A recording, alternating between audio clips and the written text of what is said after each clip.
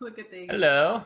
Hi. Hello. Well, You missed the controversy we started. We said you are the hottest guy ever, and May was like, "No, I'm the hottest ever." May is the hottest guy ever. Mm-hmm. Yeah, he has that Fabio hair. He really does have amazing hair. Roxanne, don't start your shit. All right, so we have a long session today, and we have a lot of ground to cover, and we had a lot of crazy stuff happen at the end of last stream. So I think that we're just gonna go ahead and dive right into it. I do want to say, apologize. You know, if someone comes in here and they get upset that I'm not responding to them right away, if you guys wouldn't mind doing me a favor and just letting them know that I'm DMing this game, I'm running the game, I'm having to keep track of a lot of stuff, so I'm not gonna be able to get back to people on chat right away. Hopefully they understand. If they don't, they can GTFO. But I would appreciate your all's help in explaining that. I need to make a command. We can just do like, you know, exclamation point DND and say, you know, Daganmar only has two sets of eyes. I only have one set of eyes. I have two eyes. Is that a spoiler for the adventure? Yes, your DM is secretly a monster. He's a beholder. I mean, I knew that. I thought it was something else. No. Let's see. You keep ants as pets, have a nice big garment species. That's pretty cool. Command fuck off. Fuck off, you needy babies. Oh my god. 8-bit, I love you. You're amazing. Oh my god. Alright, guys. Let me roll a die. Oh, by the way, you guys got 100 XP for the last session. I totes forgot to tell you. So just go ahead and add 100 XP to your XP totals. I track my new XP, so what should we be up at? It's 100 more than whatever May and Azabar are at. Alright, what are you guys at? I was at 2,700, but I just added it to 2,800. Same. Alright. So I wasn't wrong there. Okay. Okay. By the way, I finally added a handout. Under your handouts in your journals, you should see Elturel. So you can see what we see here on screen. You'll see the city of Elturel. Yeah, so you'll have something pretty to look at while we're doing this, all right? All right, so I rolled the super secret die, and it has landed on Shipwreck to give the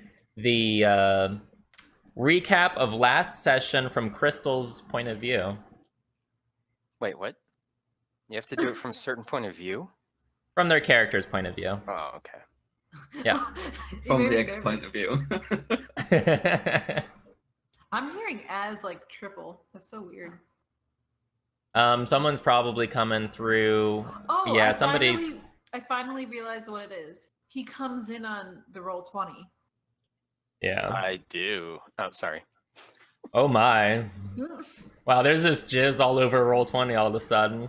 You got it all over my tokens, you asshole. Everything's gonna be sticky. Alright, so Shipwreck, just whenever you're ready, if you're done adding your XP and stuff.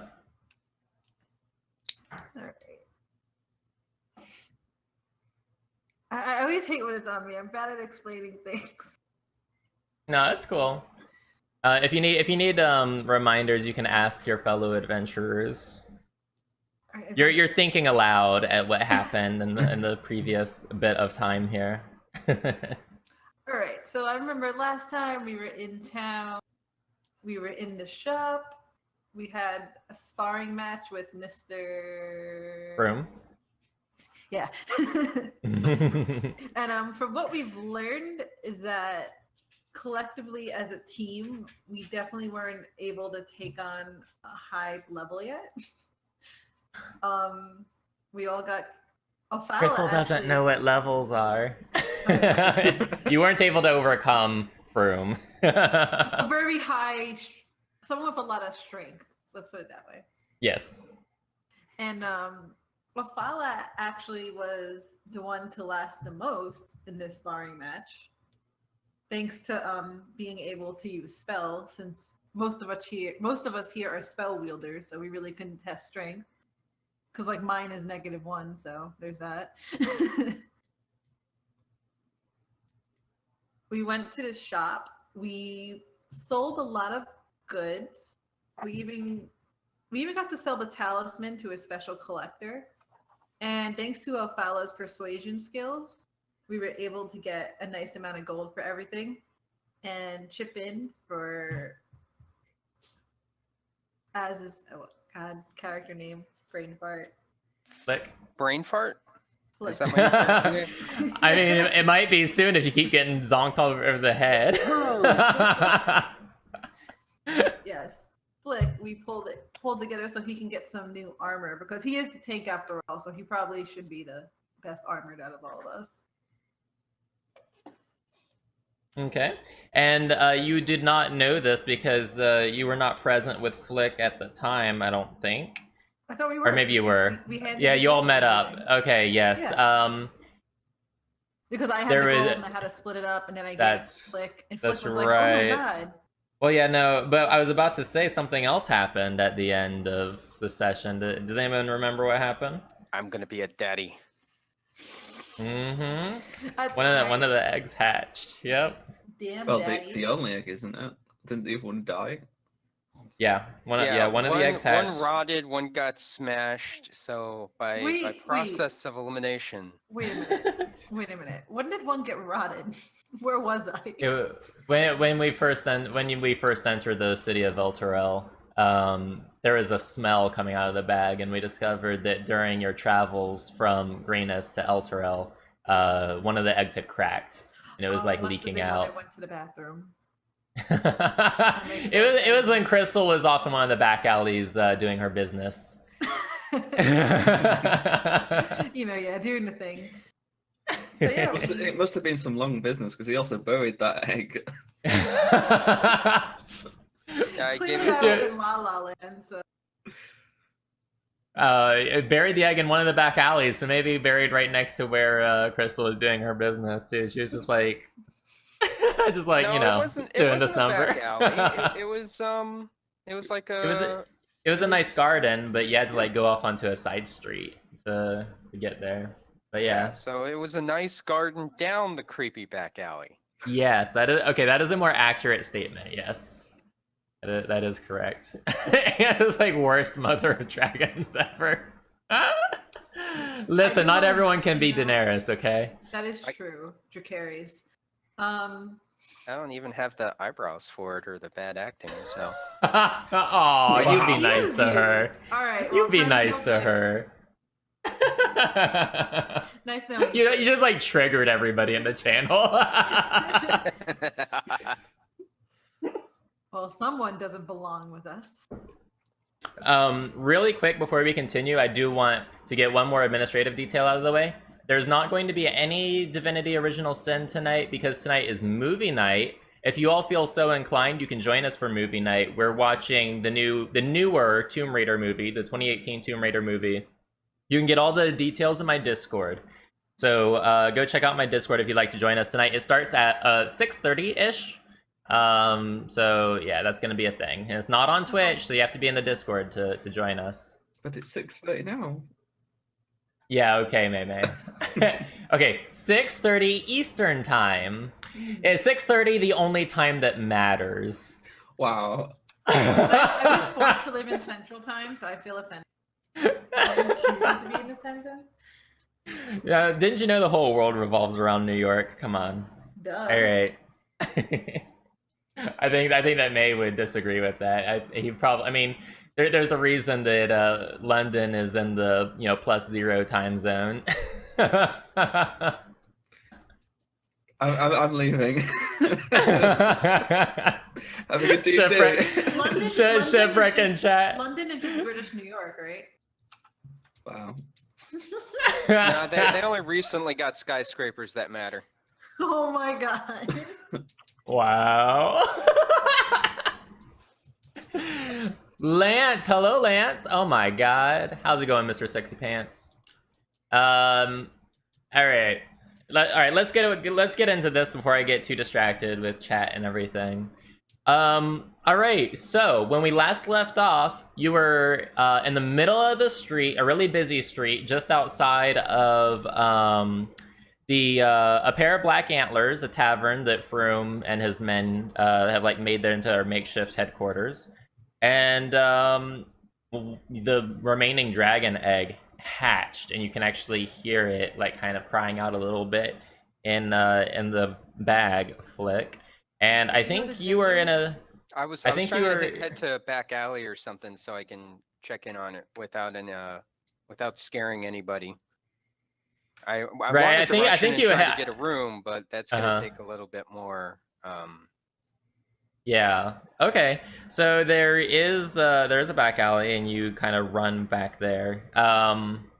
So what are we doing about this situation? There is a black dragon wormling in the middle of the city of Elturel. First of all, can we name it? You can do whatever you want with it. Is it a boy or a girl? I think Well, it's are a you little there- too are you there young with to Flick? impose those type of rules on this creature. Does it have a peen or a V? It's a Apache attack helicopter. Can we name it Bridget? No, Shit. No. What's wrong with Bridget? Crystal, are you everything all is right, wrong with Bridget. Wow. Poor Bridget sitting here in chat just feeling all bad for herself.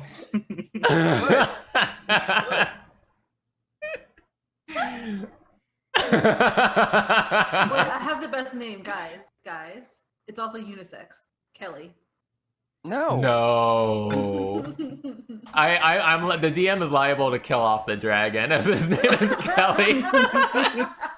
The DM has a long history with the name Kelly. All right, you know that's dangerous. That's bad for the Riley dragon's is an health. I because it's technically a girl's name.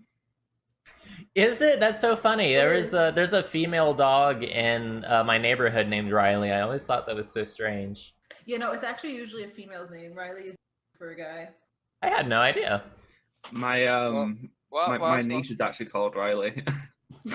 All right, we are way off track here. Okay, Talking about I'm May's gonna- niece. Okay, we're talking about May's niece. We just need to stop it. Okay? No, I'm kidding. Wow. Let's name it Adam. No, Can we just? What do you want to name it? Timothy. I don't know yet. This is. Let me at least check in on the health of it and see if the dragon does the baby want some food, see if it's hungry, take care of it, make sure I'm the first thing it So- sees. Okay. So you're in the alley, and the way the companion, the light above the city is positioned, the light is actually shining into the back alley. And as you open the winter blanket to check in on the dragon, it's exposed to a light, and it kind of screeches a little bit and like retreats as far back into the bag as it can. All right, then I'll try to find a place where the light isn't, or put myself between the light and the dragon.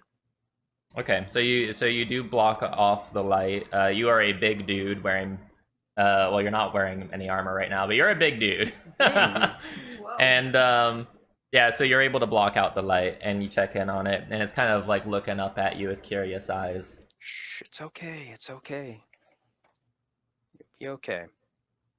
It's like it kind of like it's squinting at you, like it's trying, almost like it's trying to assess you. Oh, I'll start it's just- speaking in Draconic since I think they kind of implicitly know that shit. Okay, and what do you say to it? I'll just tell them it's okay. You're out of. Its eyes widen a little bit, and it kind of has it's like heavily accented, but in Draconic it speaks back to you. Food. Got it. What food do I have? There's standard adventure shit. You have rations, I think, Yeah. right? How many? Do you all actually have you all been recording your No, rations? no 'Cause one, you guys no are one probably. ever really records that shit. We say we have rations. It's kind of like spell components. Technically, wizards and all them are supposed to keep track of Well, but we actually, never- our spell. Well, like shipwreck has a druidic focus, So shipwreck. Sorry, Crystal has a druidic focus, so she doesn't need components. Well, no, like wizards and stuff, you're supposed to. Some of the spells will actually tell you what the Yeah. material components are, Yeah. but no one I ever d- really Yeah. keeps track of that. I will. But I think all the spellcasters we have in our party have focuses, so we haven't had to worry about material components. But yeah, you do have some rations. And actually, let me bring this up here. I would like you guys to keep track of your rations though, because there is going to be I think some need throughout the rest of this adventure to have a little bit of awareness about survival. Okay, So- I'm not keeping track of like a survival bar or any. So of that shit. you have like, let's say, just put 3 rations in your inventory. All of us? And yeah, and a ration is enough to last you the entire day. Okay. I'm just gonna So write we'll that keep in. track of, yeah.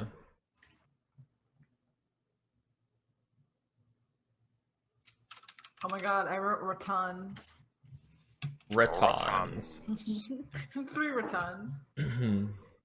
All right, so yeah, you can. I don't. Yeah. Are you sure that your rations are going to be suitable for? Oh, let me make wormling? a nature. Just feed it on Yeah. fire, no big deal. What? Wow. Yeah, sure, make a make a nature check, sure. I mean, This Elf would has be less worked out sure. so well every other time. Oh, okay. So you know that dragons are very carnivorous, right? It's going to need meat. If you start sharing your rations with, you can share your rations with the dragon, but you're going to be eating a lot of veggies for yourself. Well, It's anything okay, for you could be yeah. vegetarian. No, I will make sure that I eat the veggies and he can have my meat. All right, so Wait. yeah, subtract a wow. Subtract a ration from your inventory, and I guess you're just like tossing it in there. He's like he's noticeably, or she, actually I don't even know the gender of this thing yet. I'm gonna have to roll for it. The baby dragon is noticeably uncomfortable.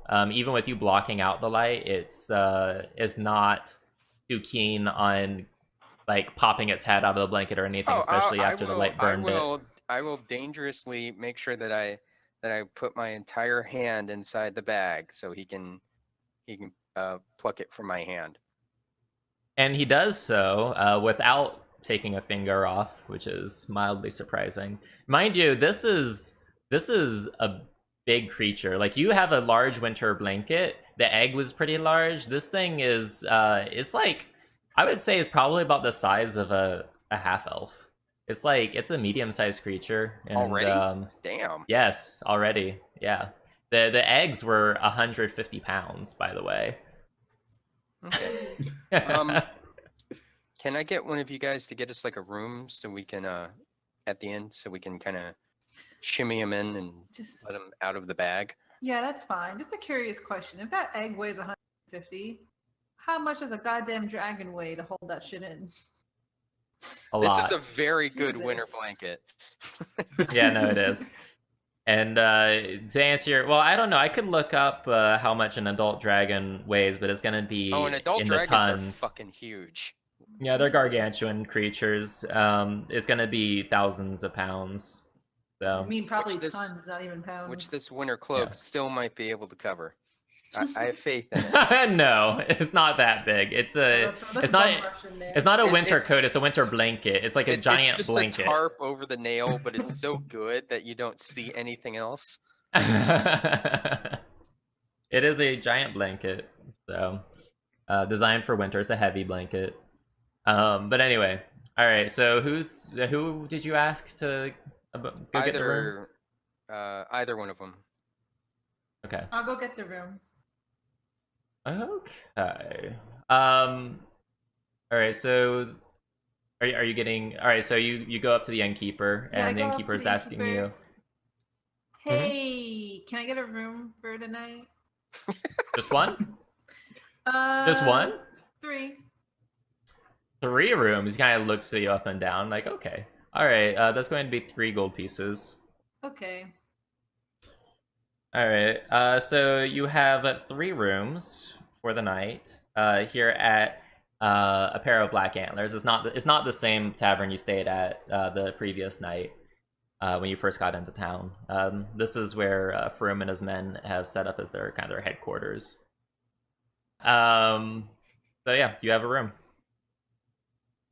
All right, guys, we got our rooms. Let's go. All right, I guess I'll tell the dragon that we're gonna try to get inside so this light won't be all over the place, and then I'll let him out and we'll try to get him some additional food. All the while telling him that everything's okay. All in dragon, draconic, whatever. Okay, you notice that just like the other hotel that you stayed in, Mhm. the other inn, this one, the rooms don't have windows as well. It Right. seems like the whole city has like redesigned itself around the light from the companion. So So, what are you gonna do if someone asks what the noise is in the room? Think. I will just say that I am praying. That could work. Okay, I guess they're looking like you. I guess can be true. yeah, I'm praying. I mean, unless I you're, shall sing the song of my people. I mean, unless you're Oh a my dragon, God. you don't really understand draconic, so it could be anything. Right, fair enough. Okay, see here, I'm trying to get this adjusted. All right, so what's the plan? What are we doing? I'm gonna And get the don't feed it dragon any into the hotel room. people. They might get curious. Feel free to feed it the elf. That's completely fine.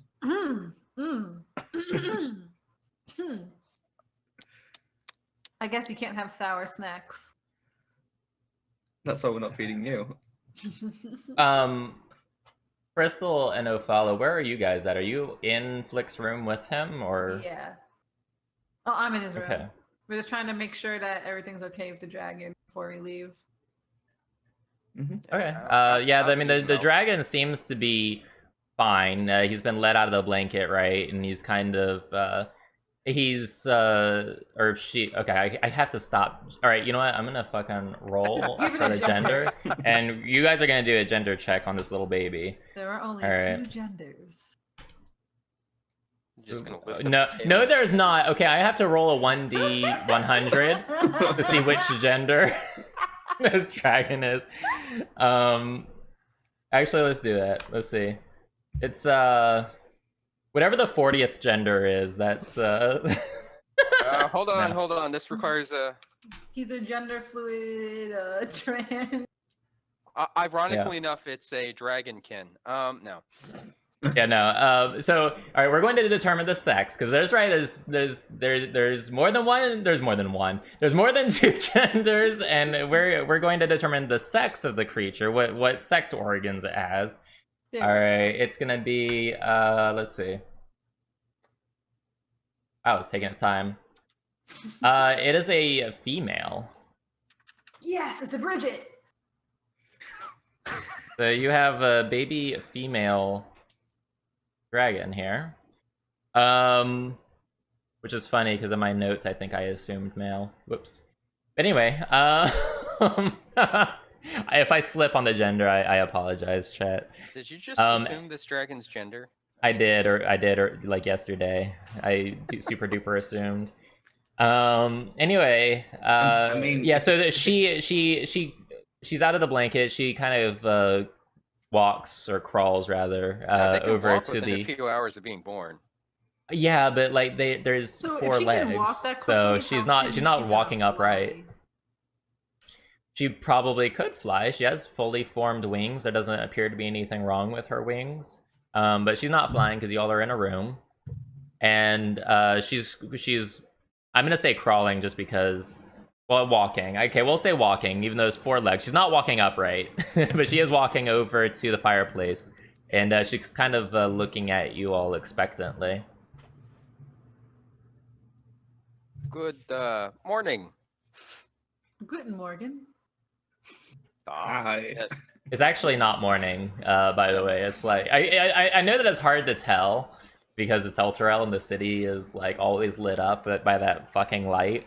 But it is like evening. You all have been awake for quite some time. I mean, you've spent the day arm wrestling and sparring with Froome and shopping and getting new armor. It's been a busy day for you guys, so you know that it's late in the day. Okay. Well. Okay, then good evening. Well, how are you feeling? It kind of looks at the fireplace and then looks at you and says, "Fire." Yep, that is fire. The fireplace isn't lit. So Wait, it's are we still in the room? Yeah, you're still in the room. all right. Well, go light the fireplace. Okay. Thanks. It kind of curls up by the fire that you've gotten started for it, and it looks quite comfortable. Are we sure we've got a dragon and not a cat? Mm-hmm. Now, see, dragon. That's a misconception. Dragons are cats. So it's like toothless. I'm sorry, what's a toothless? How to Train Your Dragon. I saw a theatrical play once like that. Ophala, you notice the dragon is kind of watching you out of the corner of its eye. Like it's just like you as you're walking about the room, you just notice that its eye is following you. Is everything okay? It doesn't respond. It just keeps staring at you. Like, get it to stop staring. It's incredibly rude. You all recall that Froome had asked you to see him, and it is getting kind of late. So, what do you guys want to do? Do you want to stay here, Flick, and me and Crystal will go have a look? Yes. I will watch after our new friend. Okay. Should we go, Crystal? Also, sorry, Alan Q, about the auto moderation. Just ask a mod for permission to post next time. And thank you, Total Fusion, by the way, for the follow. I appreciate it. All right, so Flick is staying with the dragon, and Crystal and Ophala, that you guys are gonna go downstairs, or you gals, rather, are gonna go downstairs and try to find Froome. I guess I gotta do this with Ophala. So... Wow. Damn, Jesus Christ, poor Ophala. Can we just like shove Crystal down the stairs and make it look like an accident? Oh my god! My name All is right, not you two. Fear. I do not fall downstairs. This is true. This is true. All right. So you all go downstairs, and you see Froome. He's like exactly where he was the previous night when you, earlier in the day rather, when you found him. He's still drinking. He's talking to his guys. They're like laughing about something. They're carrying on. They're just having a good time. What would you like to do? What would you like to do, Ophala? Let's go talk to him. Let's just get this over and done with, I guess. All right.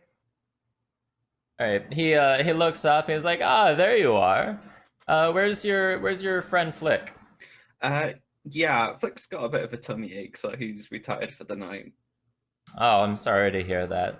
That's all right though.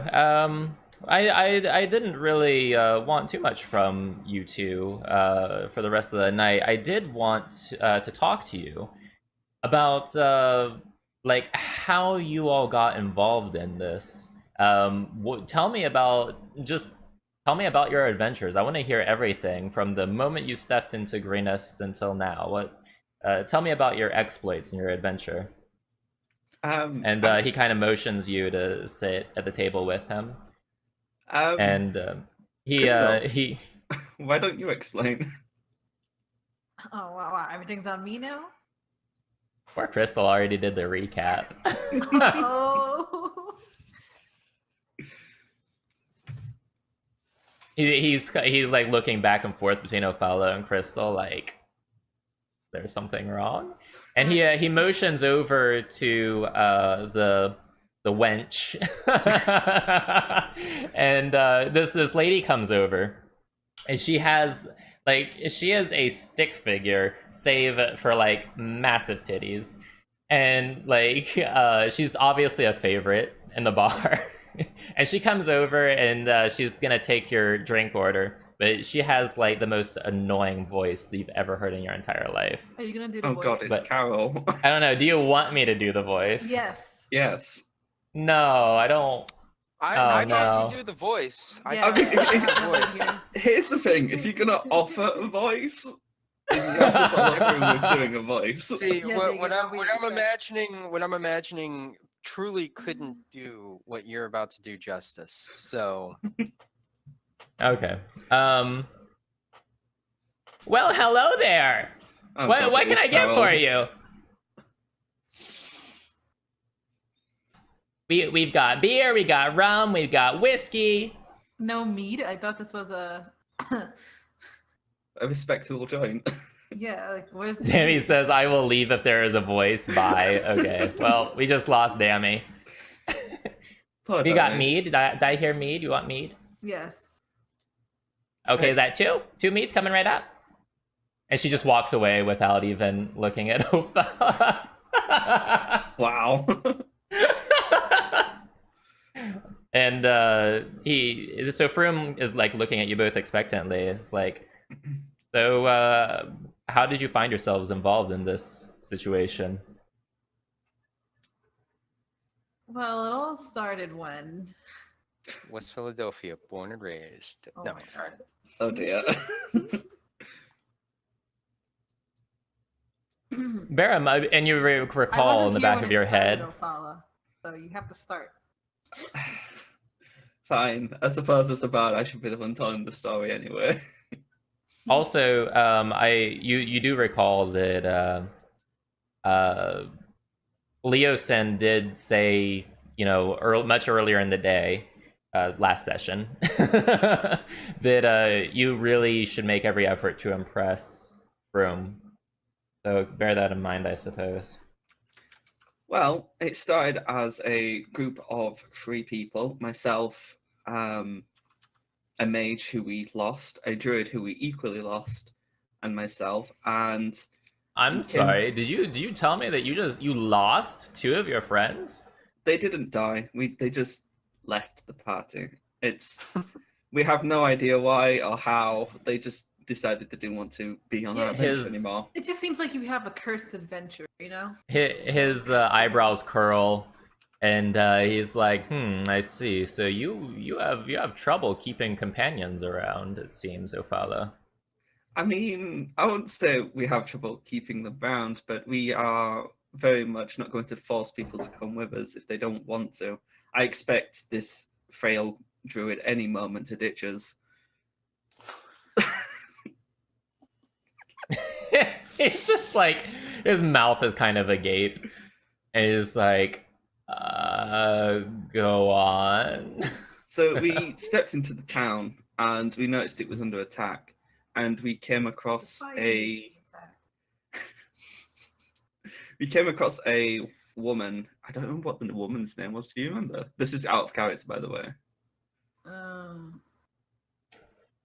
It was oh shit, I know. Hold on. Just Like- make up a name. Yeah, he's not going to know either way. You could literally make up a name and he'd be none the wiser. Alice. We came across Legit- a woman, and she It was was called Lennon. she was called Heroin, and Heroin. and we decided to help Heroin in her attempt at getting rid of the kobolds. So after defeating a couple of wave of kobolds and one wave of cultists, we went to the castle, and she was reunited with her family. And we Can I just stop you right there and just out of character think how hilarious it is that you completely omitted the part where you accidentally gave your sword to the kobolds? You said to Like- impress. I know, that's hilarious. I just want everyone in chat to know, especially if you haven't been around for a whole playthrough, that Ophala rolled a 1 during one of her attacks. It was a critical failure. She accidentally tripped and gave her fucking rapier to a kobold, and she completely did not tell Froome this at all, probably to save Oh, face. I no, just think that that's no. hilarious, See, though. the easiest way it would have been done is just like, in order to give the kobolds an edge, a fair advantage, I gave them my Yes, and it was so awesome, I still beat them. Single-handedly with a hand tied behind my back. No, okay, We've got I'm to kidding. make it believable. Sorry, I Opala. think I know. if we'd actually beaten the Spa, we could have gone with that story, but we need to be somewhat believable. Alright, Opala, I'm sorry. Go ahead, Opala, continue. So, her with her family being reunited, we were tasked with the quest to what was it? It was secure the mill and look for prisoners. So we set out to see if we could find any prisoners, which we did manage to actually secure one and bring one back who was being held for trial. But then during our second adventure of trying to secure another location, a big dragon attacked. And the wonderful druid who we lost, he amazingly, it was truly a feat of strength. He threw a dart, and this dart hit it in the eye, and the dragon was like, "Fuck this, I'm out." So Froome's eyes widen. He is like, "Wow, that sounds like quite the companion to lose." I know. It's a shame. It sounds like he sounds like an amazing druid. Possibly the best druid ever. No, I'm kidding. Oh, trust me, there's more. Are we done stroking your ego? At least I don't fart so much. Oh, okay. Oh, don't worry. Like future, when we get to the cave, I'm going to be mentioning the step story. All right, continue. And an army approached, holding some prisoners, and this dragon-like guy challenged the castle to a 1v1 duel, which our supposedly powerful druid took up and lost. He managed, despite his grievous wounds, to survive, and we were tasked by the governor once again, because this village just couldn't seem to handle its own problems, that it needed some adventurers. Well, it seems like they were very lucky to have you there. Imagine what would have gone differently had you all not been there to help this town out. The devastation this town would have faced. I mean, we didn't really undo any of the devastation. I mean, we helped the town to an extent, but we didn't save it in the sense of everybody got everything back. In fact, nobody got anything back. But we did free one person, which I will get to, if you allow me. Of course, continue. So during our adventure from the quest given to us by the governor, he asked us to go and scout the supposed holding place, to which we discovered that there was prisoners there who were being forced to convert into this religion, this order of Tiamat. Mm-hmm. And right about this time, Leosin walks into the tavern, and Leosin sees you all, and he's walking back to your table, and he's gonna take a seat next to Froome. He says hello to you and to Crystal and to Froome, and he gets in one of his orders at the bar, and he doesn't really say anything beyond hello. So. And it was at this point we met Leosin, and we freed him by using a substitute cultist who I happened to charm with my very persuasive manners. And we got the hell out of that. During this time, we were given a quest again to go back, and we were pretty much asked to see. Leosin, by the way, blushed pretty heavily when you mentioned that he had been captured. And Froome kind of looks over at Leosin with a raised eyebrow, and it's kind of apparent that Leosin might have omitted that part of the story when he was recounting events to Froome. So we was asked to go back in and see if we could find any more information or maybe any valuables. So we went to the cave, and during this time, we walked in. We found some disgusting plant creatures that had many tentacles, who are druid kind of slid down the stairs into. The one that was all heroic and actually got beaten up by a half dragon man. Uh-huh. And in an amusing twist, I mean, I know he sounded impressive, but this guy, he slid down some stairs, like a trap of stairs, and then walking back up with our other druid, he stepped on the trap again, humiliatingly making them fall back down. Froom bursts out into a very loud laughter. He's clearly amused by that.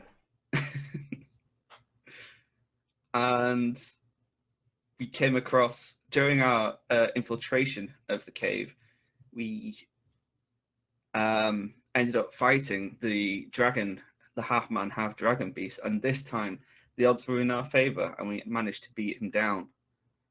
And then Crystal needs to continue. I'll pass the story on to Crystal, because I had to take a small break. I wasn't there. This is out of character. I wasn't there for that one session. The one where Actually, you in character, you can say you actually weren't. Yeah, I'm just present. I You was were just trying keeping to guard think of an entrance. Which exact session that was? That's where I'm like. It's the Sure, one where so- it's the one where Flick was introduced and Lithia crushed a dragon egg. I don't know the full adventure. Mhm. So Was And the Ginger tentacle still monster. You DM? can't forget the. Yes, Ginger was still DM. That was like I think the last session that he DM'd. Okay, so this was when Lafir like killed the egg, and we were in the dungeon still. mhm. Yeah. So, I can't remember. go on. And we were done with the squid monster, right? That was during that session. Froom like raises his eyebrows. Squid monster? Yeah, we were in the cave, and this thing had a lot of tentacles, and let me tell you, it did not feel good inside of you. Despite what some. Froom's eyes are wide. Like he's just like, oh my And god. basically, we were fighting it, and then the only like Oh, we persuaded it there was a whole thing of meat around the corner because it was angry. We killed their workers or whatever. We didn't know, so we directed it to a new area of meat, and then that's when we discovered. Wait, hold on, out of character. Do I tell them about the dragon eggs? that might be good to just like. I'm leave not. out. No, actually, hold on. We're not discussing this out of character. If you're whispering to Ophala for some advice, like you've suddenly stopped your story and you're talking to Ophala if you're going to be discussing this. All right. Ophala, hold on 1 second. I'm just like my memory's a little. Ophala, do we tell him about the eggs?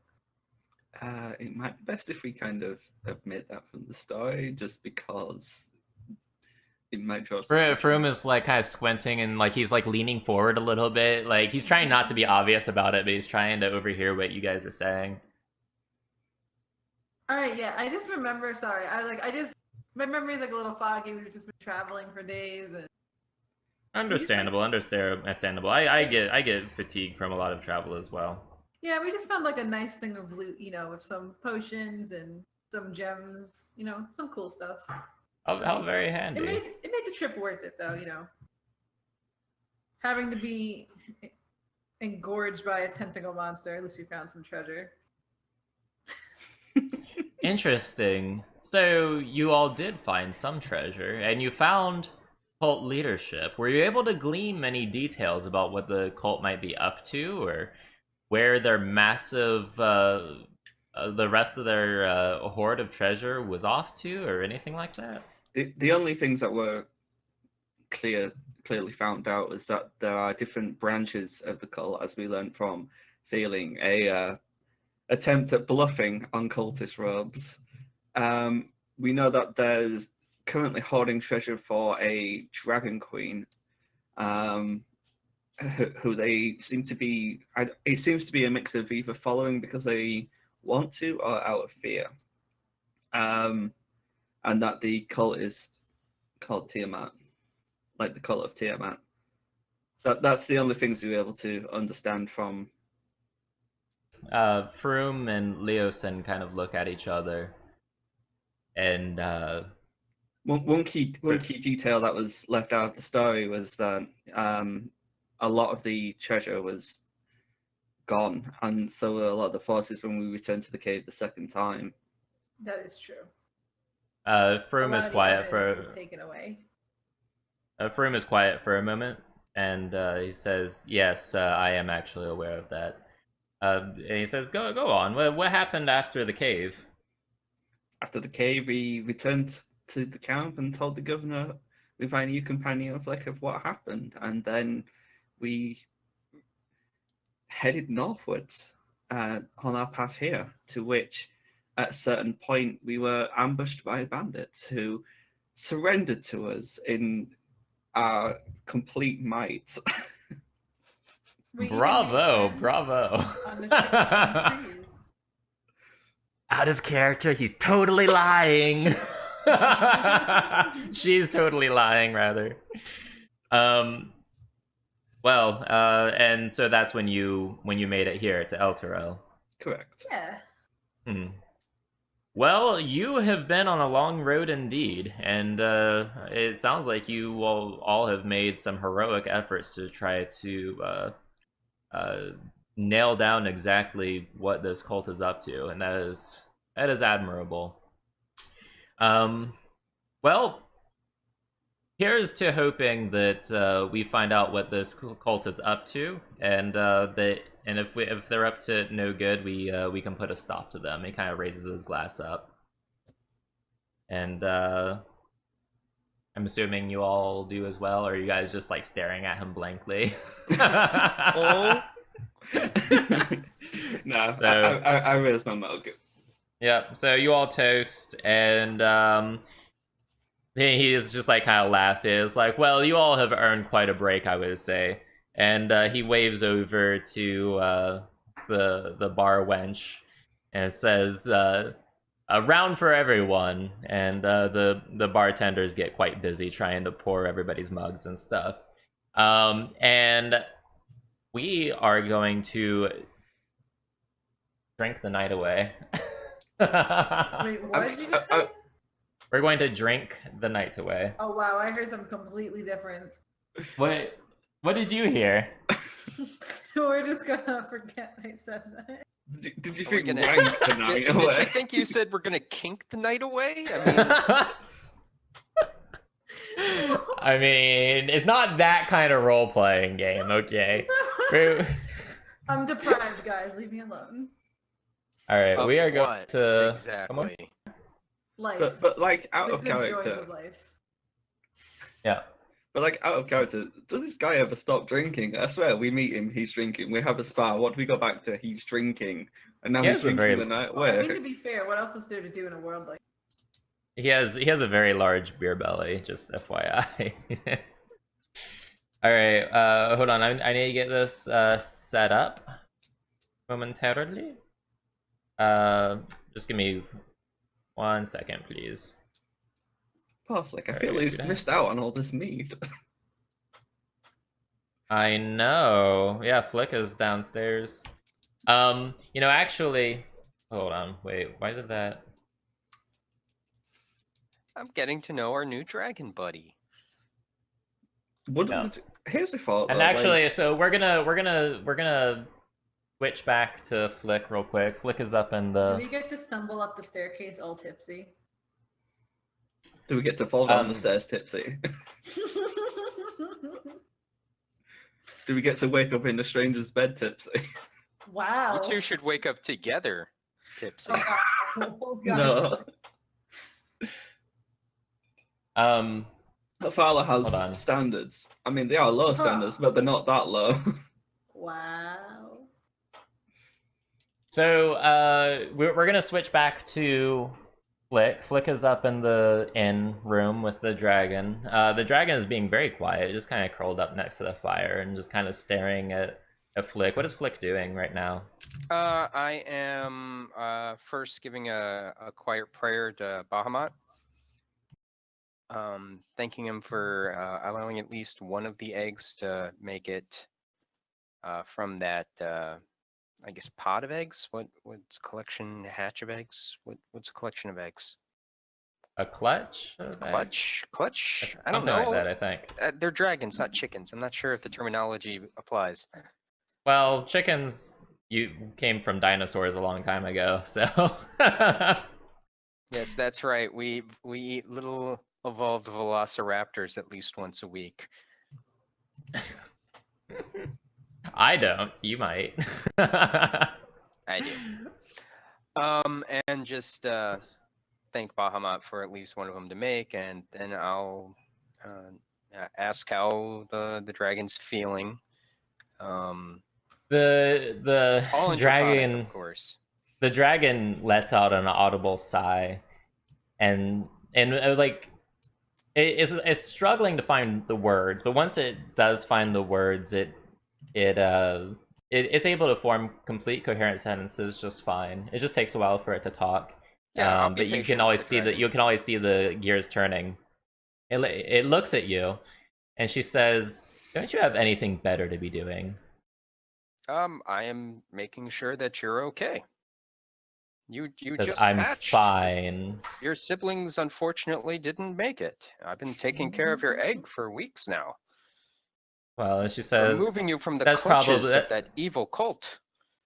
They and were she going says, to do something that's sinister probably to for the you." best. My brothers and sisters were weak if they couldn't survive." Yes, I know.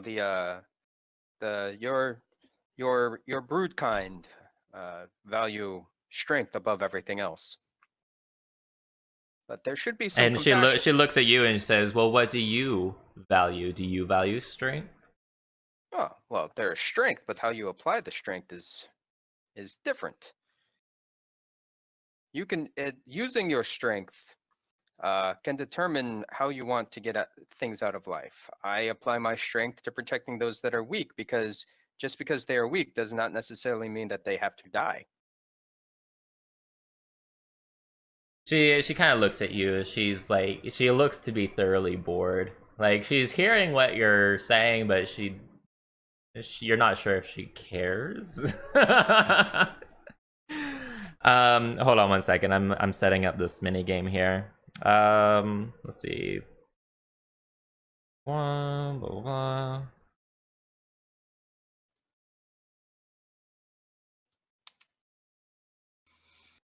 Okay, what is everybody's Constitution saving throw modifier?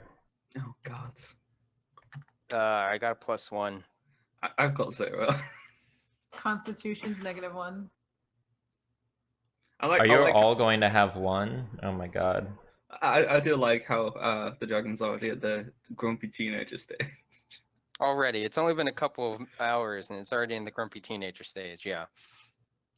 Okay, we're gonna do this a little bit differently It's then. in the Everyone's gonna rebel start phase. with 10 here. Alright, so the way this works is if you lose all your tokens here, bad things happen. Alright, you want to keep your tokens. Flick, you might not be participating. Are you still going to be staying up in the end room, just kind of talking to your baby dragon?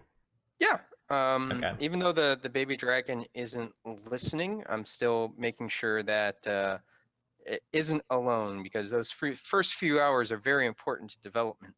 I'm not going to be Okay. I'm not going to be that dad that wasn't there. I start singing it to Koenig like nursery rhymes. No, I'm gonna start. Even though the dragon is not interested in what I have to say, I'm still gonna be like telling stories about, you know, Bahamut and, you know, justice, shit like that, just to get an idea of the world at large. How the cult of the dragon horde or whatever, we're probably going to do something nefarious to them, because sometimes, you know, dragons are the cult of the dragon, which was one of the cults in Forgotten Realms, would actually take dragons and like murder the shit out of them, and like shove their strength and essence into a Draco Lich without their consent. And so we probably save that dragon, the baby, from that type of fate. Wow, yeah, Blake is very knowledgeable. I mean, the alternative here is that, you know, it's a female dragon, and if it's in the angsty phase, maybe just start her on some Taylor Swift or something. Well, I mean, I could turn on Dragon Linkin Park. It's a thing. You know, Really quick, I want to say hello to Glenn. How's it going? And also to answer Alan's question, it was the modifier, not the amount of total constitution. Constitution. So they don't have -1 constitution. Their modifier is -1. yeah, that means we're all hovering around 9 and 10. Yep. No, it's okay, dude. I just want to make sure, because if you had that question, I'm sure somebody else did too. All right, so it's Crystal, Ophala, and Froome are down here. Leo Sin abstains. And the way this is going to work is you all are going to be making Constitution saving throws, and based on some things going on behind the scenes, we're going to see if who can drink who under the table, and that is not a euphemism. So I want so this is going to be the first round. It's going to be the first round, and I want everyone to make a Constitution saving throw. Oh, Christ. All right. You all, I mean, everyone is having a good time. Everyone is talking and laughing and drinking. We're all, and you're getting to know some of Froome's men. There's like some pretty interesting characters in there, and everyone seems to be getting along pretty well. And it's time for another round of drinks. This is not going to end up with Ophala like giving sloppy BJs in the alley, is it? God, I hope not. Well, it wasn't until you made the recommendation. So Time to chug some beer. Let's Yep, go ahead. boys. Make another saving throw, everybody. Oh, that's a little bit better. Ooh. 99 baht. Wow. Ooh. Okay. white girl drunk now. No, she's not white girl drunk yet, but I think she might get there. I feel All right. attacked. All That's right. the alcohol talking. Time for a third round of drinks. And mind you, the mead isn't very, like, you all are drinking mead, just so it's all fair, and it's not super strong. All right, so you all can drink a fair amount without getting completely wasted. But all right, go ahead. Let's make another. That's fair. All right, Shipwreck, we're waiting for you. I thought it went through. I apologize. Okay. Okay. The fourth round. Let's go. Oh, Christ. Oh shit! All right, I feel like this is rigged at this point.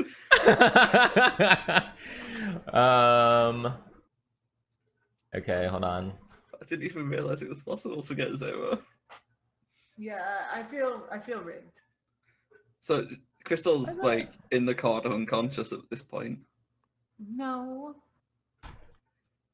She's singing Okay. fantasy Britney Spears right now. Who Fifth sent it round. again? Baby, how was I supposed to know? All right, shit. And now it's a Do I lip-sync even battle. want to?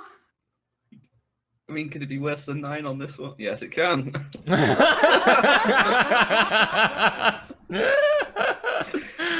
Oh my god. All right. Sixth round. Oh boy. Finally! I feel like you Very stole my nice. role. Seventh round. Yes! Oh my god, you did it twice. You stole my role. All right. Ophala is getting a little bit tipsy. Did I jump the gun? Nope, you're good. No. Okay, this is the seventh round. Go ahead, Ophala. All right, eighth round. Oh my Y'all are god. drinking a lot. Oh my. We might end up in bed together at this rate.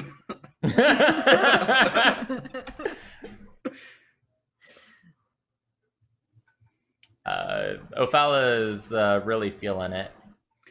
How has Crystal Alright. not felt any of this? Ninth round, I believe, right? We're on the ninth, right, chat? Y'all need to keep me honest here if I end up skipping a number. Really? Oh. That's her second 0, Jesus. Alright, hold on. Crystal is starting to get white girl wasted.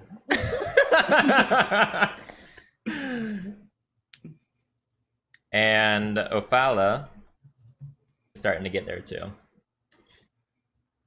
Alright, 10th round, let's go.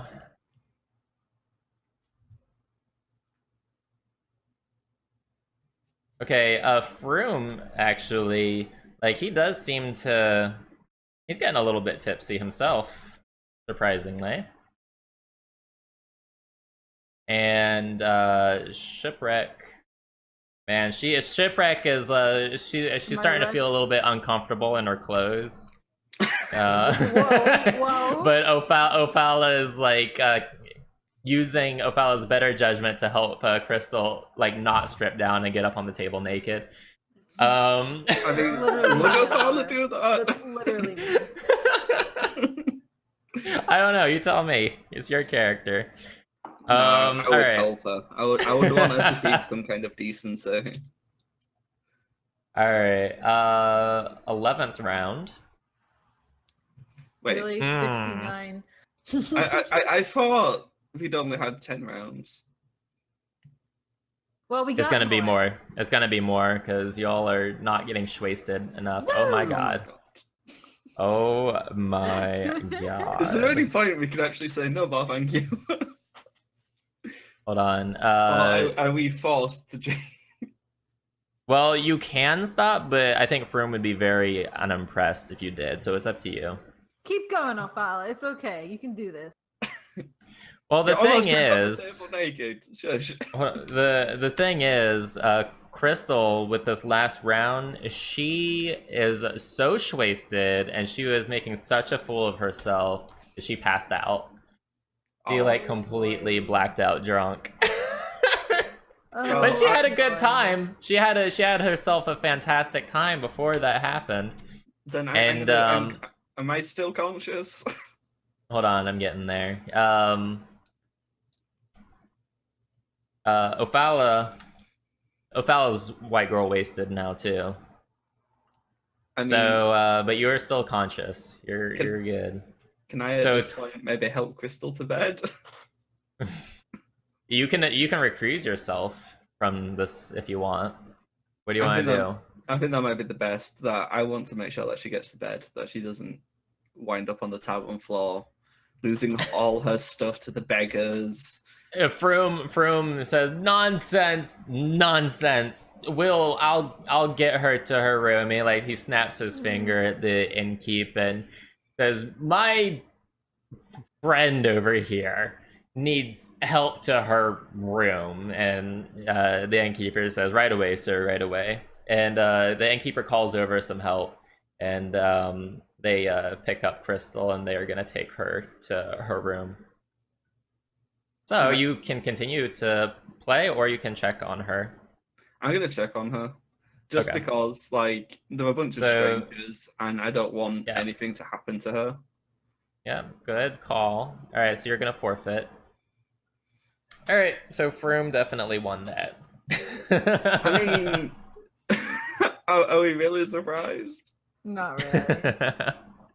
All right, so Crystal makes it into bed, and the innkeeper and his help leave the room and shut the door. They locked it, and they wish you a good evening, Ophala, and they go back downstairs. Can I make sure that she's got all her stuff? Can I like check through her pack? You can do that if you're so inclined, but you're going to have to go downstairs and ask for the key to her room, because the innkeeper locked it and it can only be unlocked from the inside. Oh damn it! Okay. Or you can try to break down the door. I'm not gonna break down the door. If it's locked, I'll leave it. I just want to make sure she didn't get swindled. Okay. So you are drunk, Ophala. You are white girl wasted. But you are awake, and Flick is also awake, presumably still in his room with little baby dragon. Why have I got health missing on this one? Don't worry about it. You had health missing when we imported your tokens, and I was setting up your tokens on this screen, so but don't worry about it. You don't actually have health missing.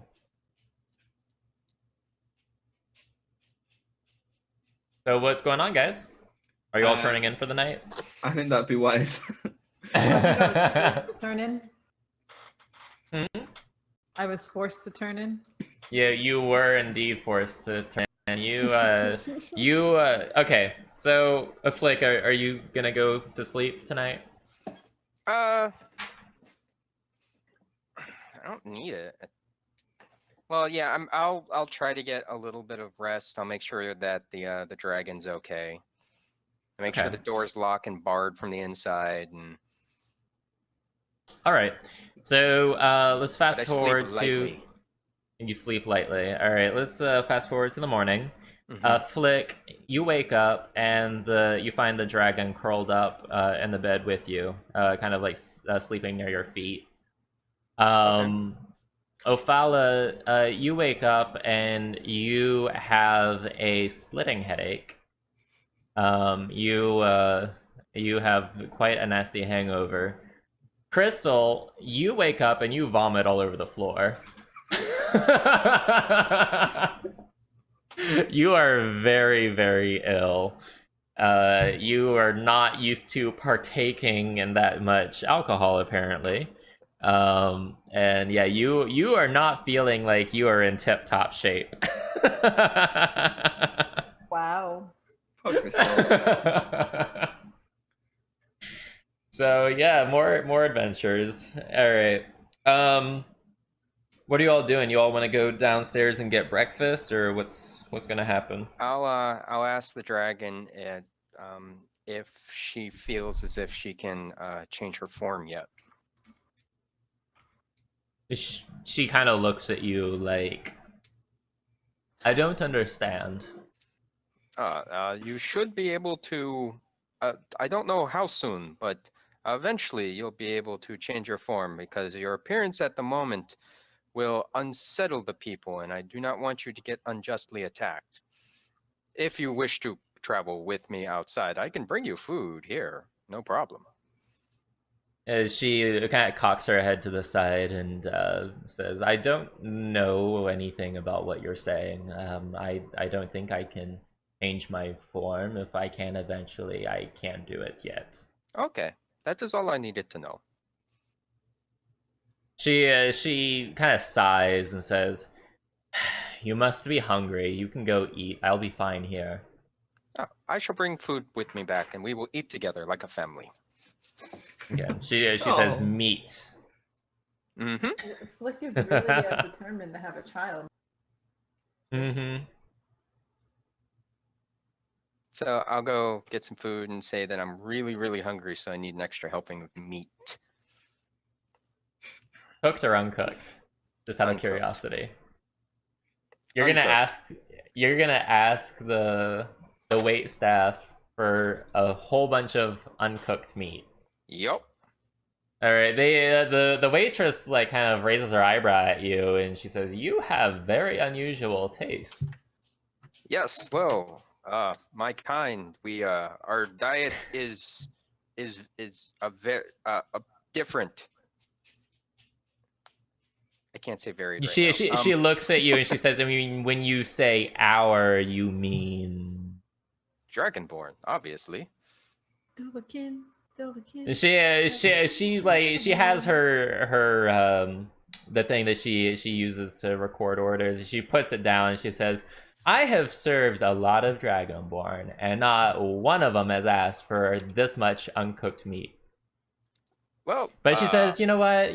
What is your business? Is your business. I'm not going to judge, as she totally gives you side eye. And she jots down your order and says, I'll put this in with the cook. Not that he's gonna have to do anything. And she goes back. You and the cook. And so she comes back with your uncooked meat. And I'm presuming some cooked meat that you ordered for yourself? Yeah. It's a little Yeah. side dish. All right. Yeah, it's the side dish.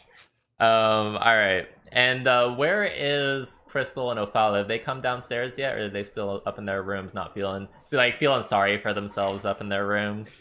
I think I'm gonna check on Crystal, make sure she's not died in the night. All right. So you go knock on Crystal's door. Is there an answer? Or maybe she did die in the night. She died during the night. The answer is hello? You're alright in there. Doesn't smell too Yeah. good. Did you shoot yourself? Oh my god! And go Ophala. I like how Discord automatically censored her. Like she cut out right when she said fuck. That's how you're gonna talk to me after I made sure you got to your room. Well, how am Girl, I supposed to know? girl, bye. I'm gonna go get food. All right, so Ophala, I guess you're heading downstairs. What are you doing, Crystal? I wanted to take a Shit. bath's the place here. Okay, this hotel isn't as nice. This inn isn't as nice as your last one, and there aren't private baths, but there is an attached public bathhouse Whatever. in the back you can use. You're gonna have to go downstairs to get there. Alright, that's fine. You're gonna... All right, so at least it is segregated, so you're not bathing with a bunch of dudes. But yeah, so all right, so here's the deal. I guess you all are probably getting breakfast and everything after you guys have cleaned up. Crystal, you're not going to be feeling good for most of today while you're recovering. You're going to have a really nasty hangover, and you're going to kind of be in a bit of a daze for most of today. Ophala, probably around noon, you're going to start feeling a little bit better. Flick feels fine. Ontharr Froom is out. I swear to God, if he's drinking.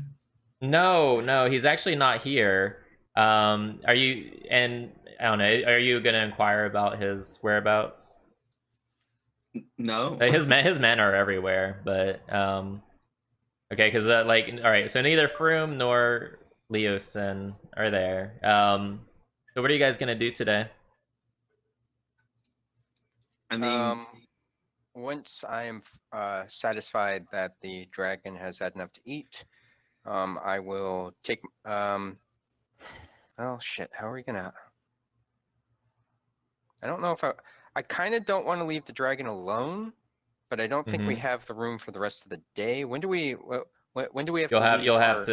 You'll have to buy the room for an additional day if you want to keep it, and you'll have to request to the innkeeper not to have any cleaning service or anything if you want people to stay out of your room.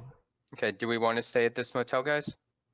I think we should go back to the nicer one. Yeah, I was just gonna. Oh, no, I'm in the bath. Never mind.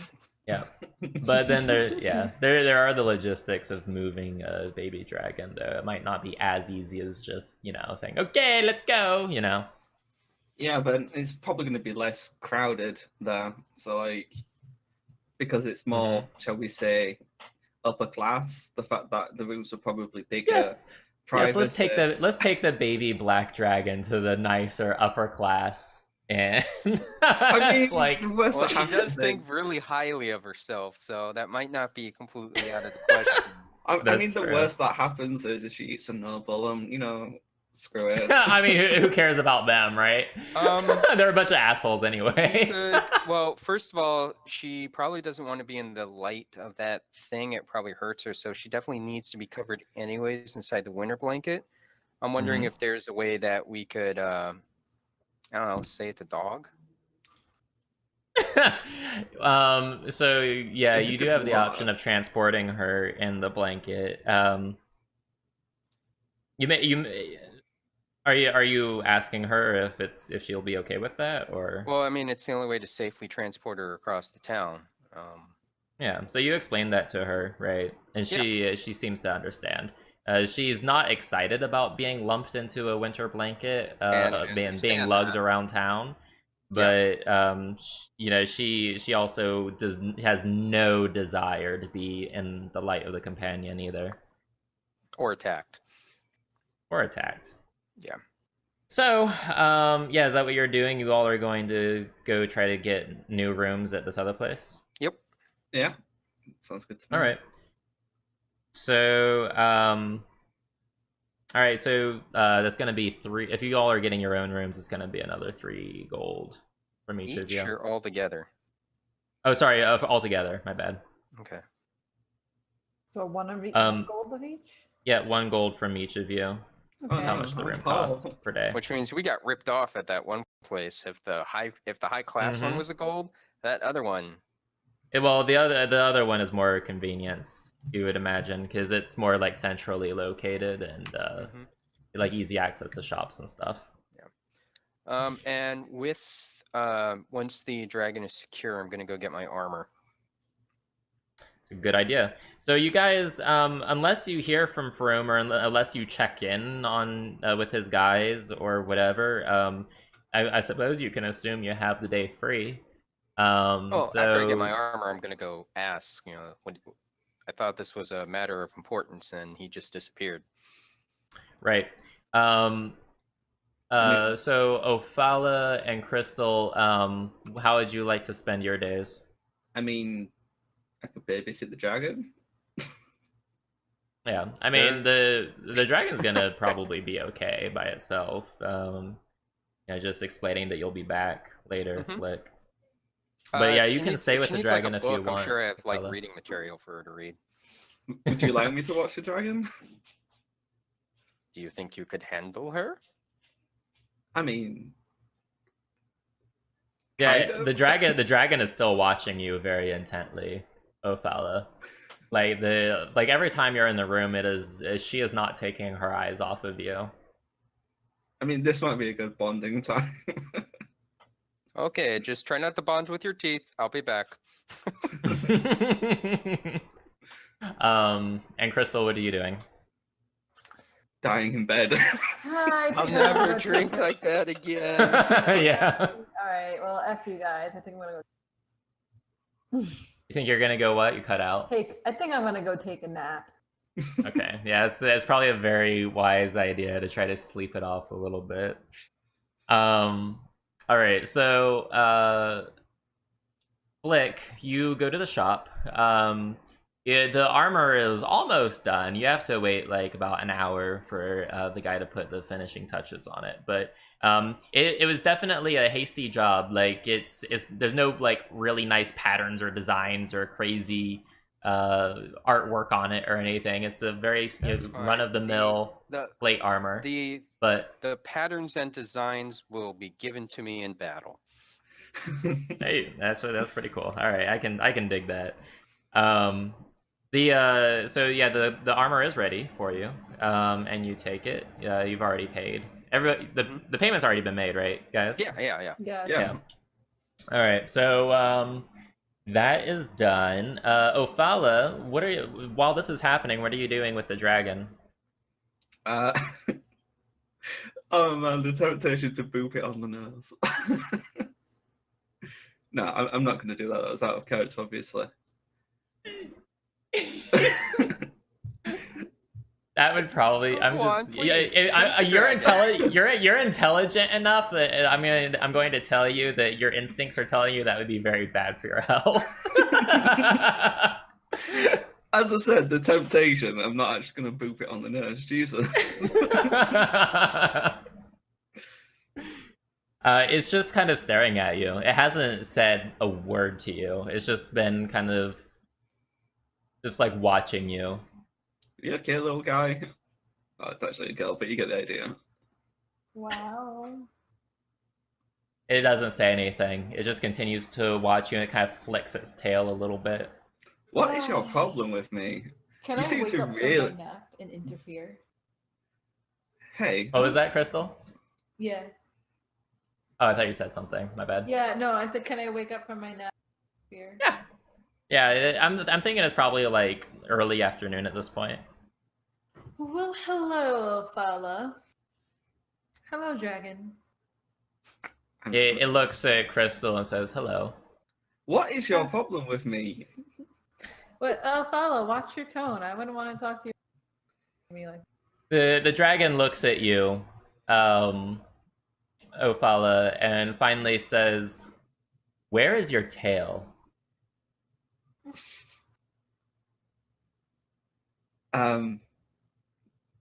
My tail? The dragon says, "I know what you are. Why don't you have a tail?" That is a very long story. I'll tell you. The dragon sighs and says, "Well, I don't have time for long stories," and just kind of curls back up. Listen here, you little shit. We rescued you. You will show some damn respect to the three of us. He didn't disrespect me. She didn't disrespect me. I mean, it's hard to disrespect an elf. They're already Wow. disrespectful. Really? After this morning, At least I don't have to worry about why I don't have a tail. I'm gonna slap Crystal. Excuse me? Legitimately. Roll initiative. Man, I can't leave for 10 minutes and you assholes are trying to kill each other. I was just stating facts and someone got offended. No, legitimately, Ophala is gonna slap Crystal for that comment.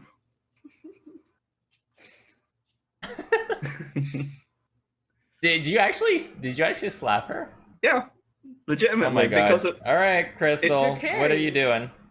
I'm kidding. like, if you Seriously though? How do you respond to that? Ophala just slapped you. Sunday. You know what? You know what, Ophala?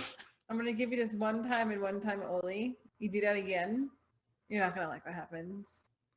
then just watch what you say, bitch, and I'm gonna storm out. Excuse me. As you storm out, the dragon is still watching you, Ophala, but it does look thoroughly amused. Like, out of character, Dagon, do you actually know why I don't have a tail? I have read your bio, yes. Yeah. Is so- it because Yajirobe cut your tail off and then Oh my god. Goku and Krillin let you go? Absolutely. Okay. Ants is like, oh great, now the dragon knows the word bitch. I can just see Also, how's it now. going, Nictator? Well, I mean, the dragon's already sassy enough. Now to be like, bitch. Right. Yeah, but like, Okay, out of but- character, Okay. you know why, don't you? Why she's annoyed at that, right? Yes. Yeah. But So- the dragon doesn't know. No, the dragon doesn't. I'm the dragon right now, alright? I am not Dagon Mar, the DM. Hence, this is out of character. Dragon? Just Yeah. a question. What do you like to call yourself so I don't have to call you Dragon? It thinks for a moment and says, I haven't been given a name, and I haven't thought too much about a name for myself. I don't know what to call myself. And she like kind of looks like she's like deep in thought. You just gave the dragon its first Crisis. existential crisis. God, that was hard to say. Don't do that That again. would be 8-bit. That's hilarious. It'd be hilarious if she's like, I like that word you used earlier, or Ophala used earlier, bitch. You shall call me bitch. No, I'm kidding. That would be amazing. No. And now we have our dragon queen. A bitch of a dragon queen. Not a thief so far in. No. That I was joking. Obviously, that did not happen. I think we should So, go for it. No. You all probably will have to pick a name for her How do you eventually. feel about but- Bridget?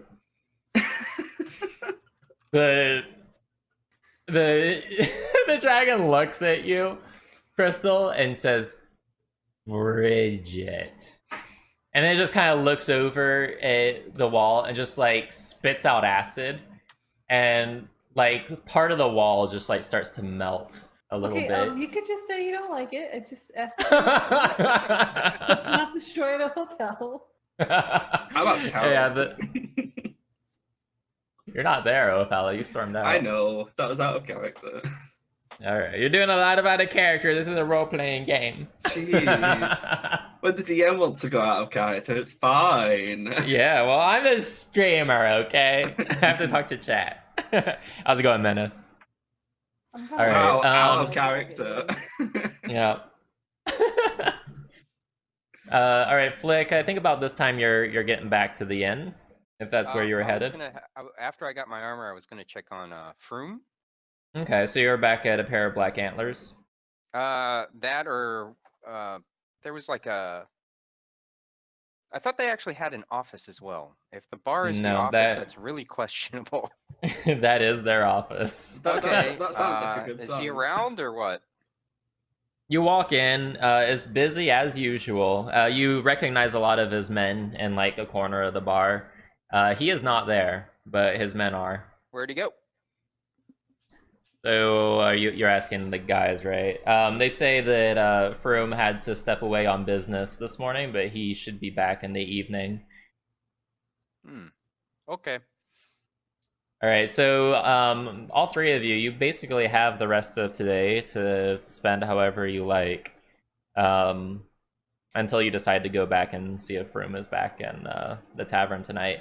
So how do you want to spend the rest of your day?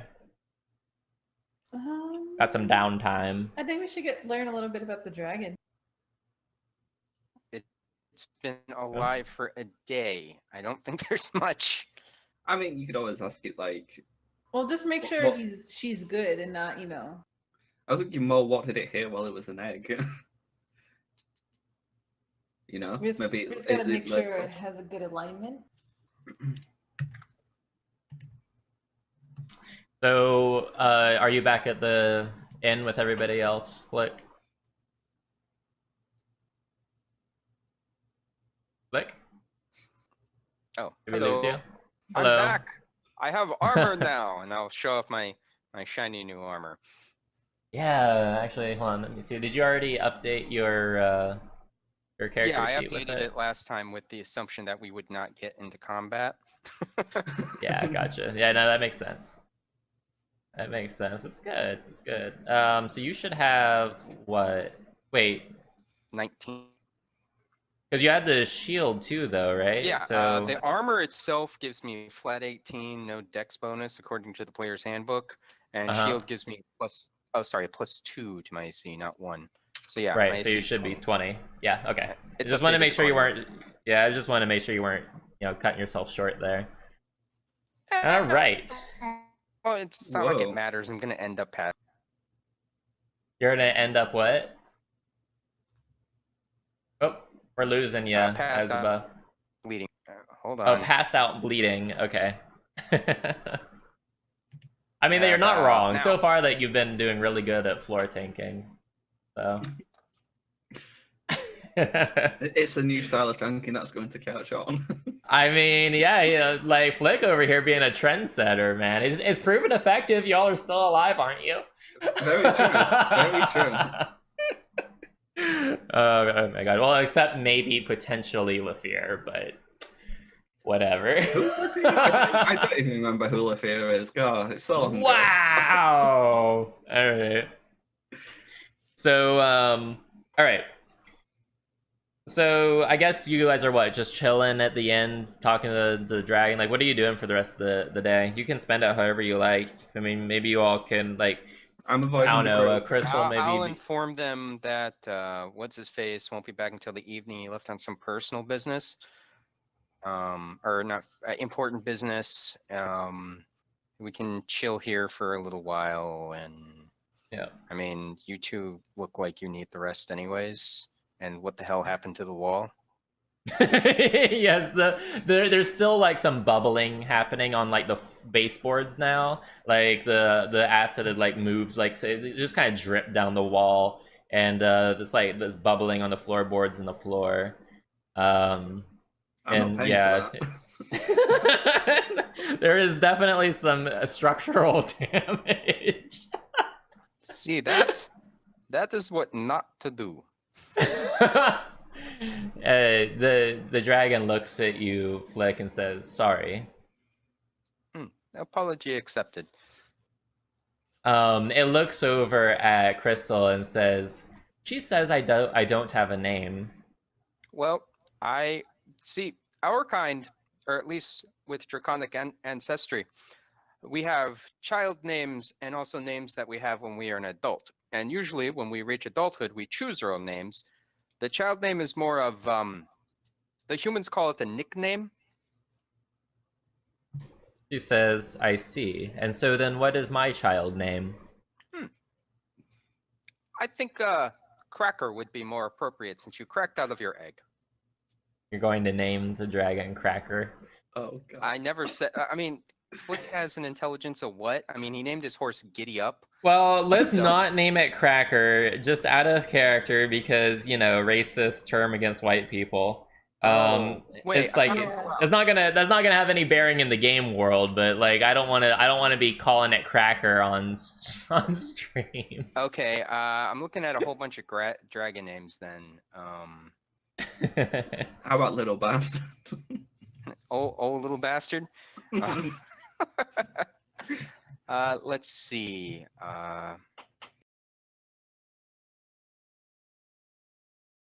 Spewer, since you spewed all over the wall. Spewer, all Yeah. right.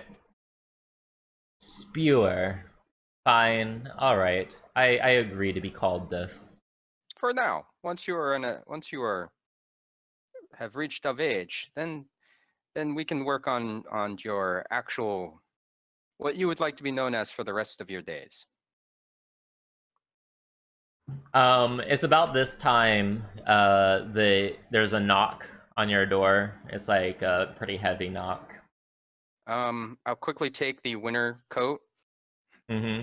and I'll quickly go shh to spewer and cover her, and then I'll creak, You can hear her audibly sigh as it's just like sitting under the blanket. I'm sorry. Okay. And, what, then you open the door? I'll not open it all the way, but I'll open it ajar. You recognize it as one of Froom's men. And he says, "We've been looking for you everywhere. Froom is requesting your presence back at the pair of black antlers." Oh. Okay. How did you know I was here? We asked everywhere in town with your description, and the innkeeper here told me that you were staying here. Okay. Well, we will at the end where we have met before. Yes. We'll be there within a bell's toll. He sighs and says, "Hurry it up," and he turns around and marches off.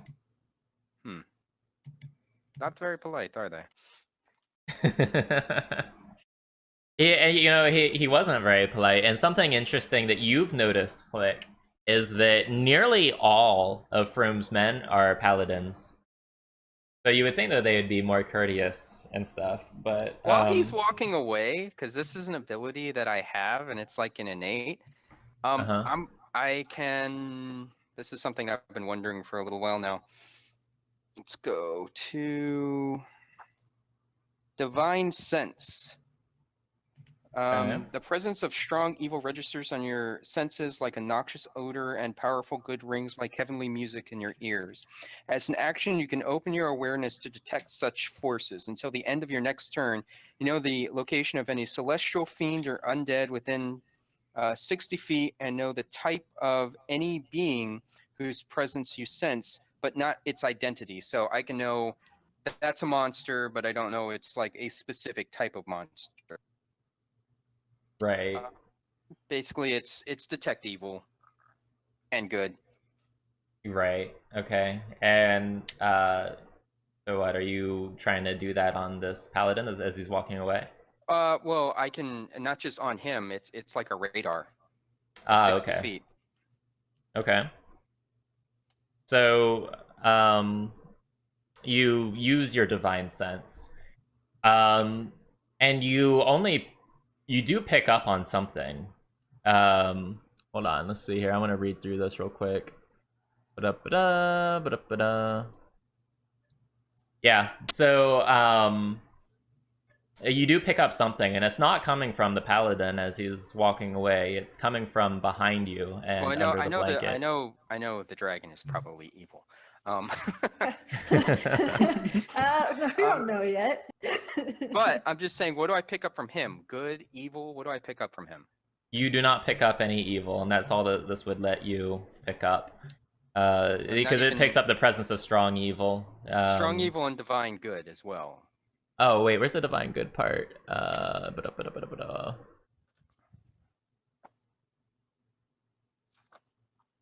Oh, within the same radius, you also detect the presence of any place or object that is. I don't see anything about divine. So it says the presence of strong evil registers on your senses like a noxious odor, and powerful good rings like. Okay. Yeah, you sense some faint, some faint undertones of good off of the paladin, but it's nothing overwhelming. Okay. And then I guess I'll turn around and look at Spewer there. And that's definitely the source, right? That is absolutely the source. It's like radiating off of it, like extremely strong. It's almost it's manifesting as like a screeching in your ears and like the foulest odor in your nose, and is definitely the source. Okay, and then I'll close it off, and I'll look at Spewer, and I'll lift his and whisper that you can overcome your nature if you wish to, and then I'll look at the others and say, okay, well, they want us at that antler thing in, so we can talk to them. Apparently, they've been looking all over for us. So, all right. So, are you guys off to a pair of black antlers? Yup. Yes. All right. And Are I'll you put a taking do the not dragon disturb with you, or of okay? does So you're she leaving want her to in come there? with us? No, wanna come with- probably not. No, I don't. Then we'll be back. We'll put a do not disturb thing on the. She says, here, it's for your own bring good." food. Bring food when you come back." I will. All right. So you go off to a pair of black antlers, and let me pull this up because this is important.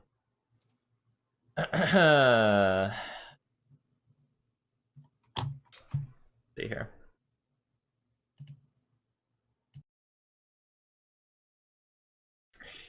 All right. So you arrive at a pair of black antlers, and a lot more of Froom's men are present than usual.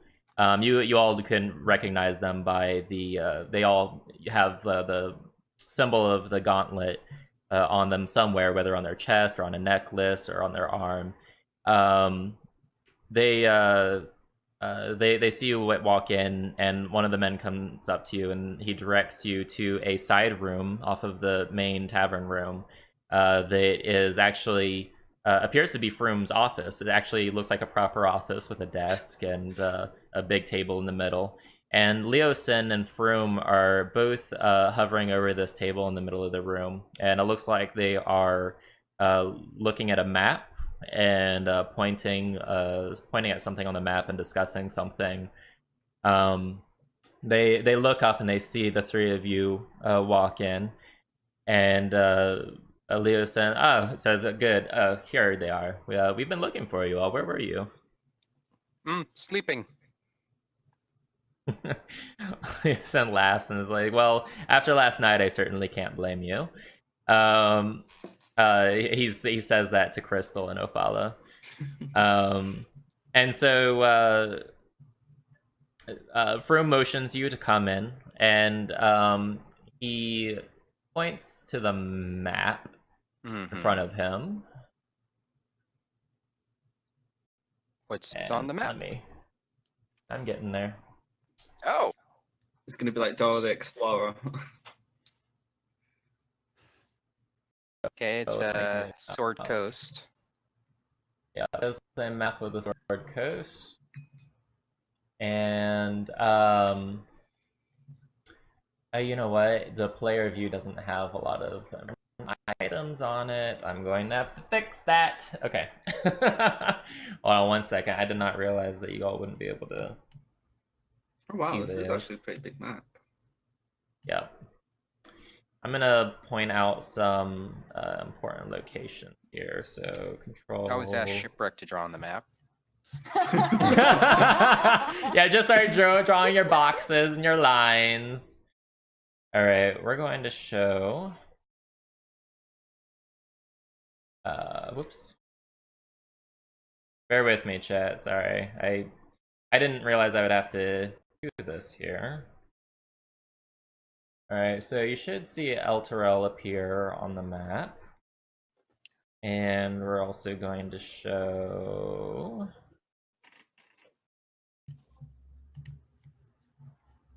That. And we're gonna no. we're gonna show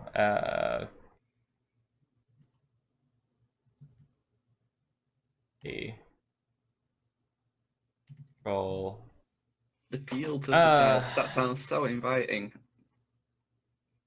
Yeah, hold on. Yeah, it's fine. Is this after the spell or before? The spell plague? Yeah. This is after. Okay. Spell plague is how they shifted the rules from 4th to 5th edition. Yeah. And it messed up all sorts of stuff.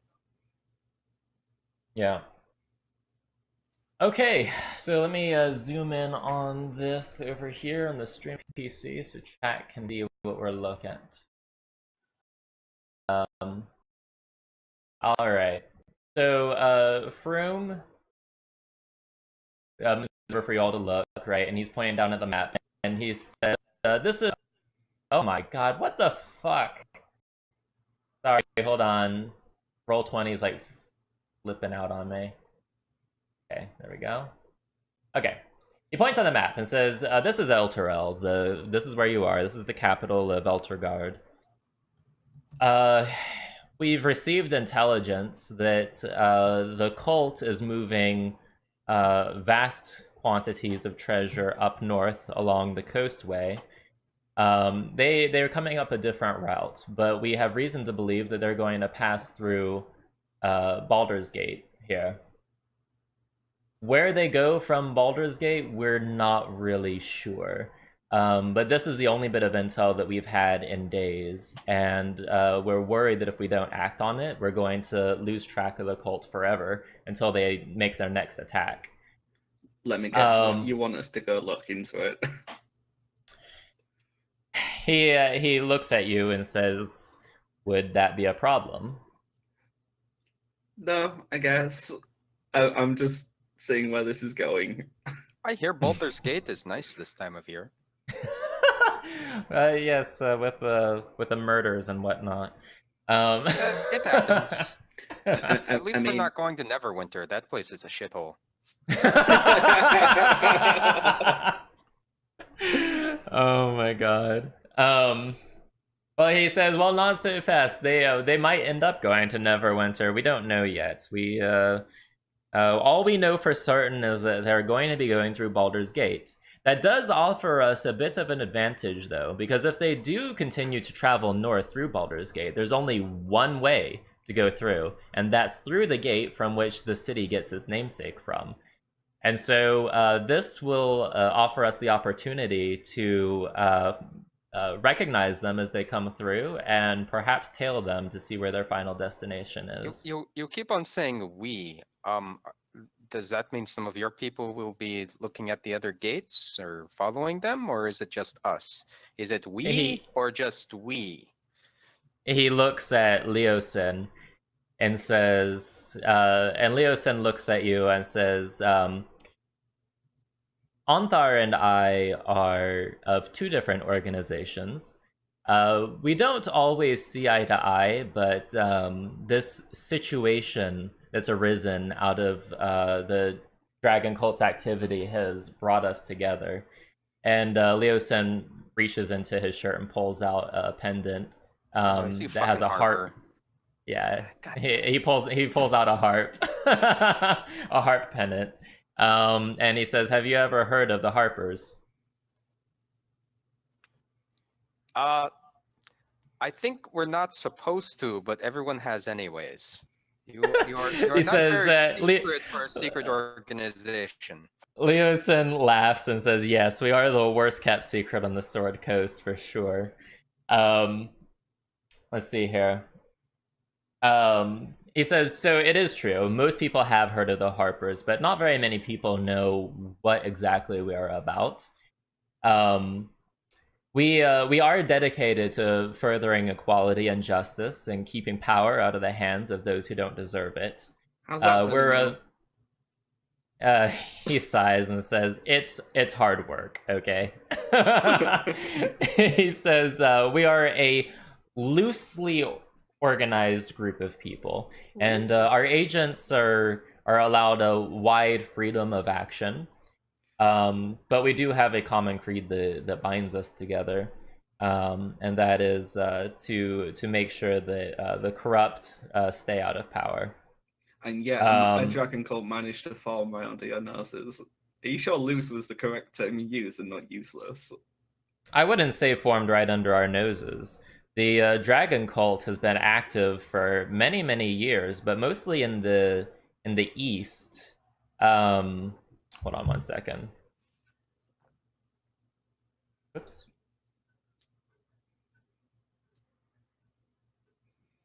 Give me a second. Why can't I? You can do Is there it. a D&D version of Google Maps? Because you should use that. Yeah. Okay. So the cult was more active in the east. Our intelligence say that they had been creating Draco liches, and it had been a large problem out there for a while that other groups have been trying to attend to. It wasn't until very recently that they had moved into the Sword Coast, and Renest was was among the first to get attacked, and there were other small towns and hamlets also ransacked as well. Wait, so let me get this right. You knew of the activity in the east, but it only became important to the Harpers when it moved into the west. That's not equality at all. We don't have an established network in the east. We're barely able to get our mission across here in the Sword Coast. So we can't police the world, all right, but we can police our corner of the world. And you're not doing a good job of that either. Leosin just kind of like does this number, just rubbing the bridge of his nose and says, We're doing what we can, all right? It's better than nothing. And Froome kind of interjects and says, well, I'm not with the Harpers, although I do agree with the Harpers that we need to do something about this dragon cult, especially with their actions that they've taken here in the Sword Coast. I belong to the Order of the Gauntlet. We are a very different organization from the Harpers, but we emphasize faith, vigilance, and the constant struggle against the threats of evil. So you're basically zealots. Well, he says, well, we are zealots against evil, that's for certain. Most of our members are clerics and paladins, but we do welcome anyone who shares our ideals. We do require that any of our members be very disciplined and follow our order and hierarchy strictly. This is a little bit different than the Harpers, where the order and hierarchy is a little bit muddled, and he kind of laughs and he looks at Leosin. Leosin doesn't look very amused at that little jab, but he kind of lets it go. Let's see here. Do you know if they have brought the Draco Lich from the east? No, it does not. We have not seen or heard any reports of Draco Liches. There have been other groups out east that have been fighting the Dragon Cult and putting down these abominations as they've risen up. We're not really sure what's instigated this sudden change in their behavior, why they're suddenly interested in the Sword Coast, and why they're operating here. But we need to find out why, and that's why we are offering you positions in our organizations and asking for your assistance with tracking down the cultists and finding out exactly what it is that they're up to. I mean, I'll look into it, I guess, but I'm not joining either organization. Well, joining our organizations does have certain benefits that you wouldn't have if you're on your own, unsupported by either of our organizations. Ooh, how much does it pay? I knew you would say that. I see here. Sorry, I'm. Usually I have like a script written up, but things did not go according to plan. I'm having to do this by the flight of my seat. So you just give me 1 second here. I know, God, you two. Why do you have to ask so many questions?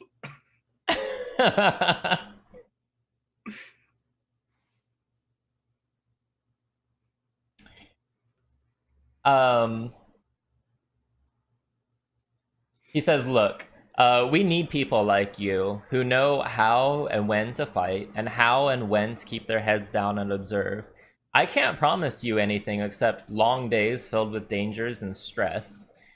But if you were to ignore this threat, if we are all to ignore this threat, I have a bad feeling that something terrible is going to happen to all of us. Now, true, I could ask anyone to do this for us, but based on the time I've spent with you the past couple of days, the things I've heard you are responsible for in Grey Nest and what you did with the cultist camp outside of Grey Nest, I really think that you all are the best suited to this task, and I trust you more than anyone else here to be successful in this mission. Well, I will help, but I am already pledged to another. Another? Yes. I follow Bahamut. Apparently we have worked with your fist people before. I mean, I'm not asking you to change your religion. You can join the Order of the Gauntlet without that. We have followers of all sorts of different gods, all good aligned, mind you, in our organization. You can continue to worship Bahamut and still be a part of our organization.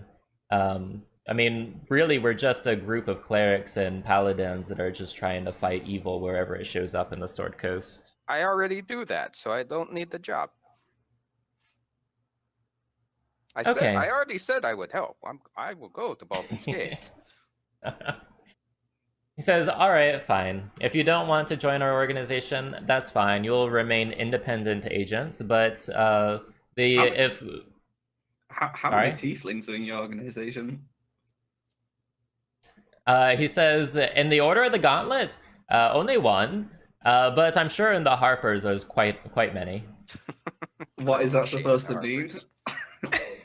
He says, oh, I don't know what you're trying to insinuate, Ofala. I think you very well much know what I'm insinuating. We don't see very many tiefling clerics and paladins pass through here, that's all. Mm-hmm. Are you a cleric or a paladin, Ofala? Oh, absolutely. Did you not see the amazing way that I managed to wear heavy armor and use some kind of martial weapon effectively? I'm not buying this tale that you're weaving, Ofala. I'm glad you're able to pick up on sarcasm. He looks at Crystal. Crystal, you've been very quiet. What do you think of all of this? Would you be interested in joining either the Harpers or the Order of the Gauntlet? I don't know. Not very. I think she's still hungover. Leo Sin says, look, there are advantages to joining us, and there's no real drawbacks. You don't have to join us if you don't want, but we are going to ask that you help us track down these cultists either way, one way or the other. Just out of character, what are the advantages? Is there any actual advantages, or is it just? I'm not going to tell you out of character. Why are you dangling? It used to be join the Harper's prestige class, but I don't think those exist anymore. I don't. I whisper to think. Ofala. I don't know. Can we trust these people? Oh, we should be able to trust them.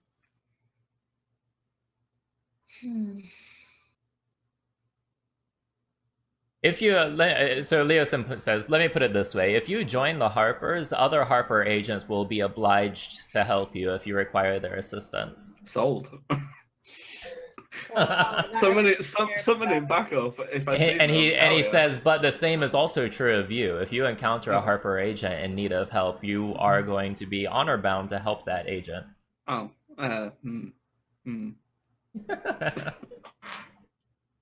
What do you guys think though? Like, should we join? Wait, is it either one or the other, or is it both? They are very different organizations, and they're working together right now. But you know that they typically don't work together, so it's very unlikely that they would be okay with you joining both of their organizations. So it's one or the other. Pretty much one or the other. Yeah.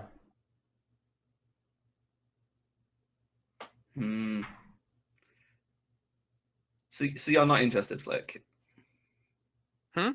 You're not interested in joining either of them? No, I already have my own holy cause, so. Or Flick does. You know what? I'll join the Harpers. Leo Sen looks very relieved and happy to hear you say that. He reaches into his pocket and he hands you a pendant with the harp on it, just like the one that he's wearing. Be And really funny, says- it's like, I made 3 of these. God damn it, none of them. Yes. Something like that. Like, out of character, like it would make sense for Ophala to consider it because of background reasons. So Mhm. yeah. My background sure. says the opposite. Well, like I know you and Azab, don't know like the past, but yeah, the chance to be part of something like a family or something. Yeah, Isn't if you're going to discuss this, it needs to be in character, and also this probably isn't the best place. Hence why I said I'm not going to go It's into like, detail hold on, why. before we're doing this, Yeah. let me go into my elaborate backstory. No. Yeah. I'm just saying I'm not going to go into the backstory here, but like I'm just saying it would make sense for my character too. So I'm going to join. Are you justifying to Flick and Crystal why No, you're joining right now? Or is this Again, in that character? that was out of character. Okay, Again, I'm stop not, it. Again, Stop out it of with the out of stop out with of the out of character. I'm not going to go into the backstory here. Jesus.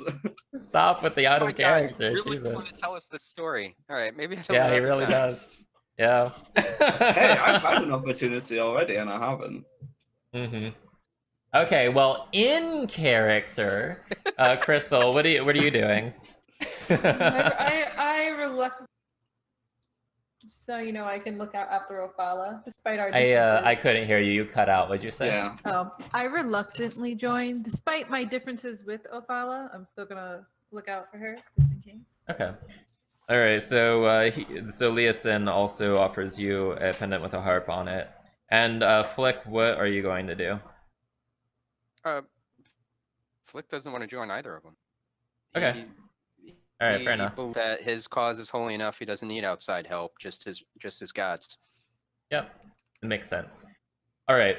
So Froome says, "All right. Well, with that out of the way, here's our mission. We know that the cult is amassing treasure, and we know that they're shipping it north. We don't know exactly where the treasure is going, though, or what the cult plans to do with it. And those are the 2 questions that we need answering. Here's what we'd like for you to do. We want you to join the cult's caravan and accompany it on the journey. You could perhaps get yourselves hired as guards, or wagon masters, or something of that sort. These caravans, they tend to travel in groups. So perhaps you can get yourself hired by one of the other caravans and keep a close eye on the cult wagons. So the timing is an issue, though. The intelligence that we got in today suggests that they're just outside of Candlekeep, and whoops, sorry, hold on, let me point to that. So he points down at the map and says, whoops, oh god damn it, I'm drawing. I didn't mean to draw. There. Join on the okay. map is Shipwreck's job. Jeez. Yeah, I know. I'm taking her job. Taking her gerb. Alright, so there's Candlekeep. He points on the map. I'm the map. There. I'm the map. I'm the They're map. down in the south. He says they're probably about 5 days journey away from Baldur's Gate. So if you were to leave Elturel right now on horseback, you would probably arrive in Baldur's Gate in 7 days, which is too long. He says, luckily, however, I have secured passage for you on a ship out of the docks in Elturel and taking you to the docks in Baldur's Gate. Oh, if the river? you accept, yeah, by the Chianthar River, if you would be so inclined to accept this mission. Sure. Okay. All right. We'll just need to like I gather our have belongings. special housing Yes. needs. I have a lot of gas, so I need my own room. Yeah, it smells pretty damn bad, so I would suggest that. Just me, you do not He- want to share a camp with him. He from kind of laughs. He's starting to think that you guys are very eccentric. But he's like, you know, it's fine. This vessel is used to taking passengers along with its cargo, and there's actually rooms above the hull attached to the top of the ship that are available. And I've already booked those rooms for you. You'll each get your own room. Oh, fantastic! Thank you.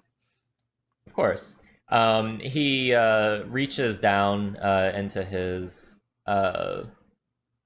pockets, and he pulls out 3 bags and tosses them to each of you. He says, "There's 50 gold pieces in each of those to help cover any expenses on this trip."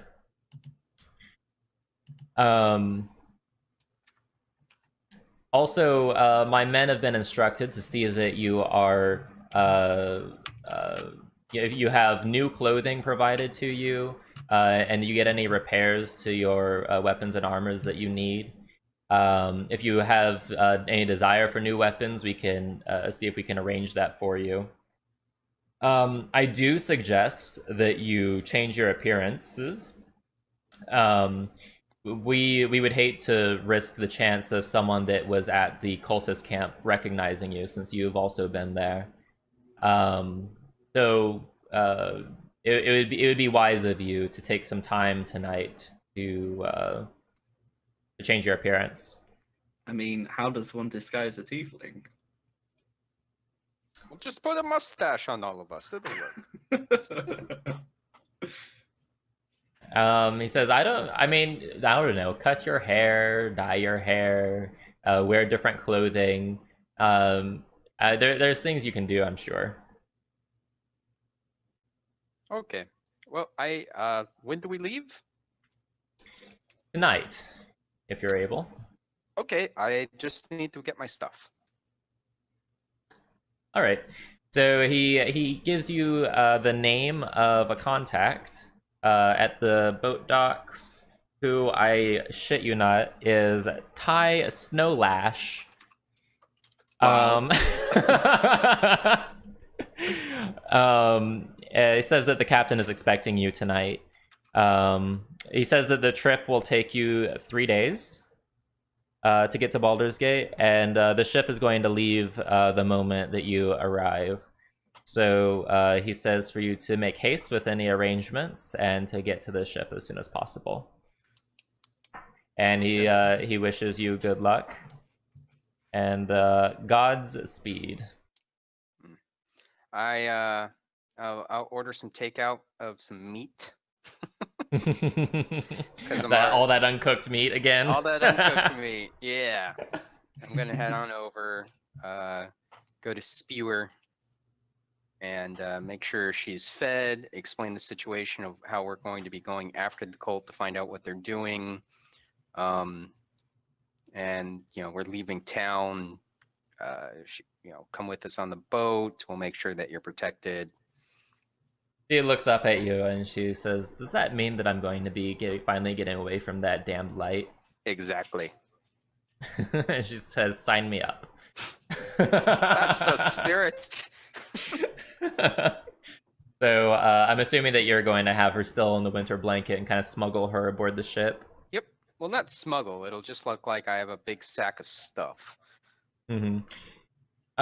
Crystal and Ophala, are you gonna take up Vroom on his offer to get any new weapons or anything? Is it free? It is free.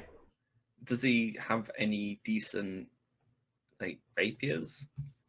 Like aside the Nothing box? better than the one you have now, no. And how about bows? What kind of bow do you have? I should have a short analog bow, but let me check. I'm a shower and a grower. Yeah, I have both. I have both. Okay, yeah, they're not going to be able to, they don't have like +1s or anything. Okay. They don't have access to anything like that. So, all right, so let's see here. I guess you all can, so here's the thing, Ophala, your disguise kit, like you're gonna need to get some more stuff for it. You use pretty much everything that was in there to get I that was disguise for literally Flick. just about to ask about this. Like I was like, we're Yeah. gonna new disguise kit.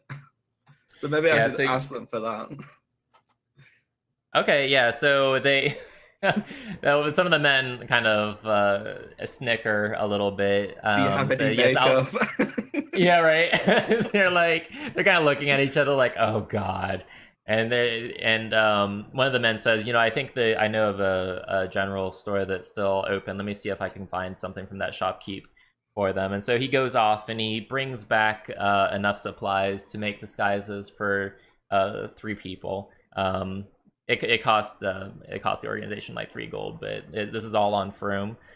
He's paying for it. Presumably Leosin is also helping out financially, but you're not really sure the particulars of the details. But all you know is it's being paid for. At the end of this Is adventure, there- we're gonna get a credit card bill.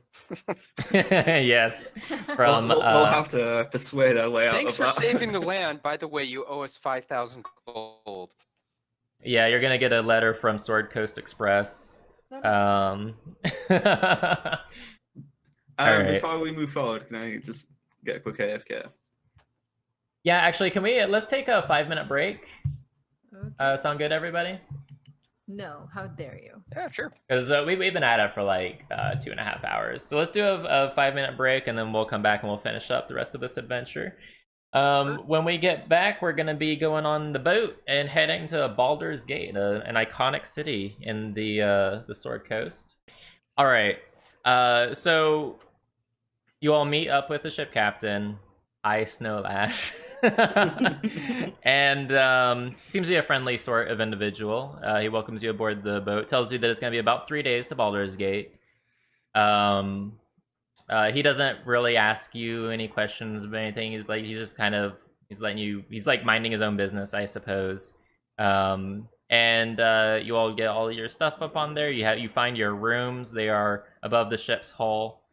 Or the underside of the ship, I guess. It's like sitting on top of it. Like all the cargo and stuff is down inside the hull. What kind of And cargo are they carrying? I mean, he doesn't tell you. You could maybe sneak into the cargo hold and find out, but when did Ophala become a rogue? I'm only asking out of curiosity. Quick question. Yeah. Are horses coming along with us in the hole? Because Well- those are our horses. They are your horses. Would you like to tell the captain you need to hold off and rush to the stables real quick to retrieve your horses? We should totally bring the horses.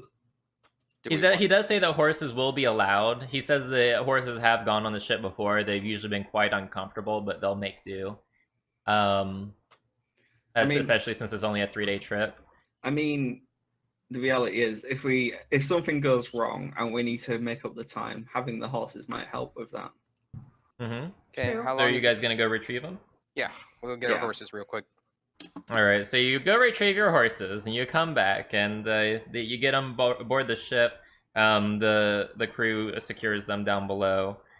Yeah, I'm assuming you purchased enough feed and stuff for the horses. I mean, surely they provided that for us with their infinite credit card bill. Yes, Put it on the our organization, tab. sure. All right, so the everything's set to go. So you all are kicking off. The first couple days are uneventful. You guys are just like getting to know the crew and just kind of shooting the breeze with each other and that sort of thing. There's not a whole lot much going on. It is really a really pretty countryside that you all are sailing past on this large river. So there's a bit of a view. Let's see. On the second night of the trip, Flick, I need you to roll a 1d20, please. Oh god, what did the little dragon do? Shh. Actually, I don't have. I need to bring up the rolls. There we go. Okay.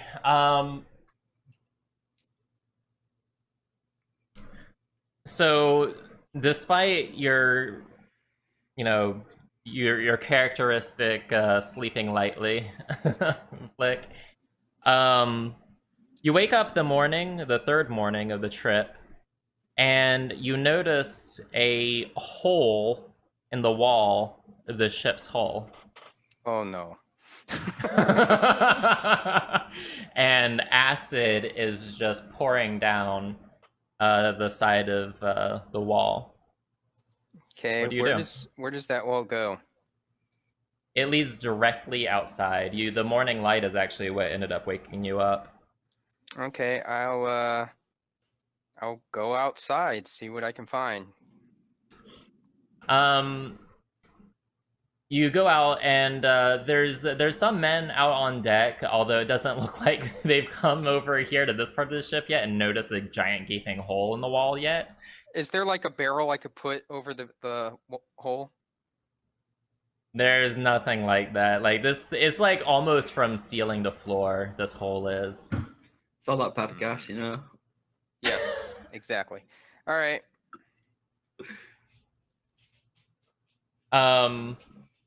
You also notice Spewer isn't in the room. Well, yeah, I kind of gathered that with the giant hole in the wall.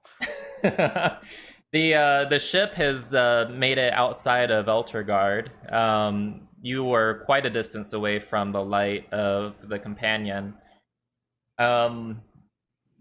As you're, I guess, going about your business, you also notice the sack that you carry your gold in, it's gone. Mine? Like, yes, your gold is gone. Oh boy. Oh well.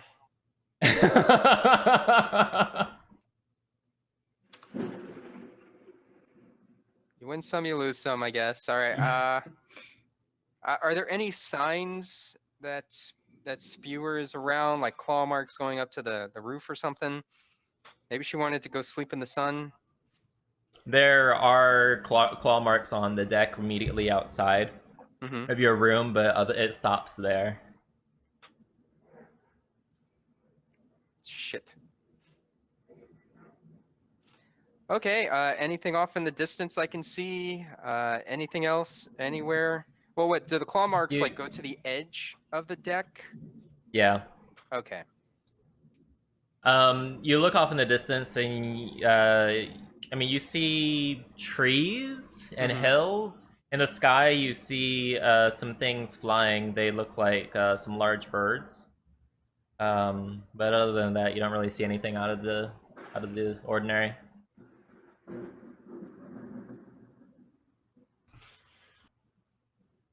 Okay. So, what do you do? I will go up and gather my companions. Okay. I'm assuming you're going to tell them what's happened. So, Spewer may have flown away and taken all of my money and left a big hole in the wall, but I am sure she will be back. There was probably a very good reason. Maybe she was hungry, and since she heard we were always paying for stuff, she'll be back. I'm not convinced she's coming back. Yeah, I got a little screwed over there. I mean, I didn't realize dragons could be rogues. Well, Dragons do like actually, treasure. I'll bring them to the wall where the hole is. Actually, if you look, there's nothing very subtle about this hole. I mean, she did subtly make it. You didn't hear it. God damn, I rolled a 19 too. Yeah. What are we going to tell the captain about this hole? Because this is a massive hole. We could just say that Fink fell through it. I mean, he's the biggest one here. The wall wasn't strong enough. I'm out of character. I'm going to guess it's a little bit bigger than Flick, this hole. Yeah, no, it's literally from the ceiling to the floor, and there's still acid bubbling on the floor. I don't think you can explain Flick and like the size of the hole and the fact that there's acid dripping down. I don't think he's gonna buy it. I think this is kind of important that we need to like come up with something for the captain because I don't want to be billed for this. Oh, well, I'm gonna, let's see, how can we do this? I still have that winter blanket, and I'm gonna try to use that as a makeshift wall. Let me use my disguise kit. Yes. We disguise the winter blanket as the wall for Hey, hey, Crystal, do an intelligence roll for me. Sure. Well, that lasted quickly. Whoa. Oh. Hey, Crystal, it occurs to you that you actually had some vials of acid in the pack that you retrieved from Lafir. Maybe you can make up a story involving that. Even then, it's like you said, so how do we explain the Flick fell through and then I dropped the acid once I got him out and it made it bigger? Yeah, I mean, I can tell you just about any story that you come up with that doesn't involve a black dragon on the loose is probably going to be in best interest. Really? I thought we were going to go with the path of honesty. Honesty is not always the best policy. We were smuggling a black dragon. Not that you guys knew, but yeah, we were smuggling a black dragon, and yeah, it kind of burst out of the hole. Do you think this means if we come across the dragon again that it would spare us the fight? What'd you say, sorry? I don't know. She said if we came across the black dragon again, if it would spare you guys. I don't know. It really depends on how well we piss off Dagon. So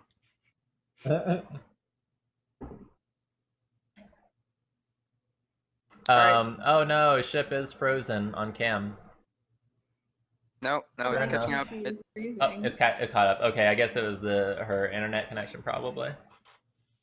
No, she froze again. It's just freezing because my regular computer is fine. You guys hear me?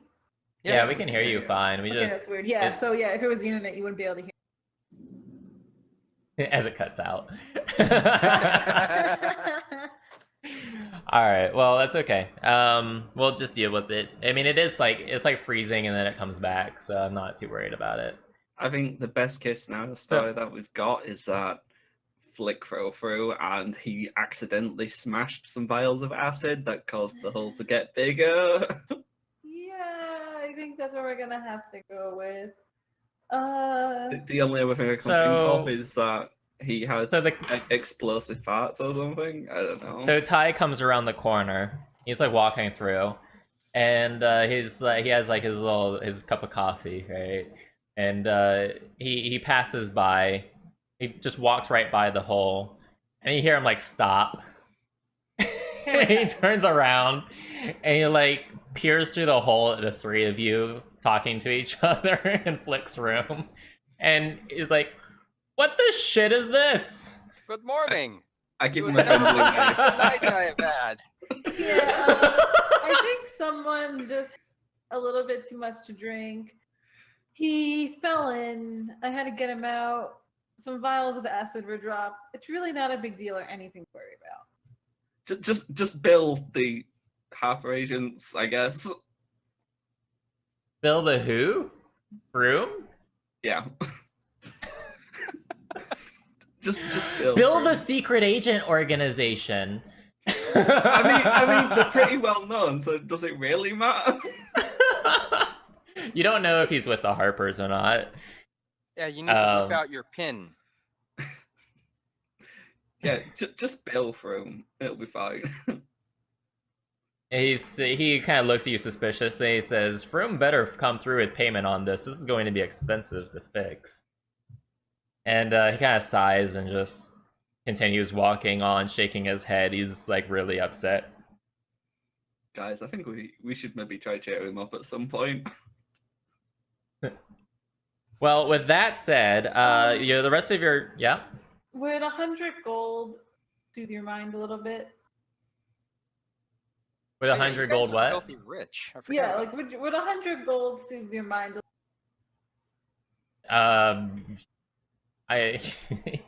He says, I would be robbing you blind if I accepted that much money. How about 25 gold and we'll call it even? That should pay for the new wood and the labor to install it. All right, that's fine. All right. So go ahead and 100 subtract 100 the gold, he could probably 25. buy his own ship. Yeah. I forget. How much for the ship? How much for the ship? Because I got more walls to break through. Just buy the damn ship. And he does appear to be quite happy that he just walked away with 25 gold. But yeah, no. So the rest of your trip actually goes pretty uneventfully. Well, I think On the third, so this is the morning of the third. So later in the day, you start to come up on a large city. You see it off in the distance on the horizon of the river. It's a large city. Like Elturel was pretty big. Baldur's Gate is massive. It is a huge city. Is there a It's picture? very you know what? I'm not sure if I hold on. Let me Sorry. see, maybe.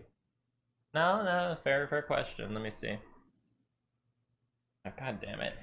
Sometimes when I switch PCs, it fucks up. Let me see here. I got It yes. does look like Little Spear didn't come back though. Yeah, Spear has not returned yet. I like the that shows optimism. Yeah. Yeah. I think that's just a self-inflection of Flick's optimism in his head. The yet part. Alright. So I do have a map. Let me pull you all over here. And let me roll up here so chat can see it. Alright. So you all are you all are entering from the eastern side, so the ship is coming over here, and it's docking over here in what is known as the lower segment of Baldur's Gate. Based on the conversations that you had with the ship's crew, you learned a little bit about Baldur's Gate on the trip over here. You know that the lower segment of the city is where there's a lot of merchants and stuff, but it's also like where the lower class people live. So that's like this whole segment down here, and then you can actually see this wall here. There's a massive gate right here. That is Baldur's Gate. That is the gate for which the city gets its namesake from. And then this segment of the city up here is the upper city. This is where like all the nobles and stuff live. But all trade passing through to the north of the Sword Coast, coming through Baldur's Gate, must go through Baldur's Gate here. And so you know that whenever you're looking out for the caravan, that they're gonna pass through there. So that's probably, I'd imagine, where you'd want to set up shop and look. Is there an inn near there that we can use? Yeah, and also the Froom's contact here in the city. His name is Akin Celebon. All you know about him is that he owns a store that sells long distance traveling gear, and he does things like repairing caravan wagons and that sort of thing. He Froome did mention to you that Akin has rooms in his store that he can probably let you use free of charge. Um, but his shop is up here near the northern gate, heading out the city. So you could try to look out for the cultists there. You won't see them as they pass through Baldur's Gate, but if they are traveling north, they'll also travel through that gate as well. I mean, So- if they are if they were 7 days away and it's only been 3, we're not going to see them for a few days. Yeah. So remember, this is all intelligence. Intelligence always isn't always This is reliable. true. It's from the Harpers. What do Chances you are expect? they've already got. Wow. What was that, Flick? Chances are they've already got some a network within the city for safe passage. They probably already bribed a couple of guards or something. Could be. So it might, one of us that's pretty decent at acting might go up in the cultist robe and, like say, hey, is the plan still good? Then he'll either shank you or tell us the plan. It might sound really good from somebody who's a Dragon Ball.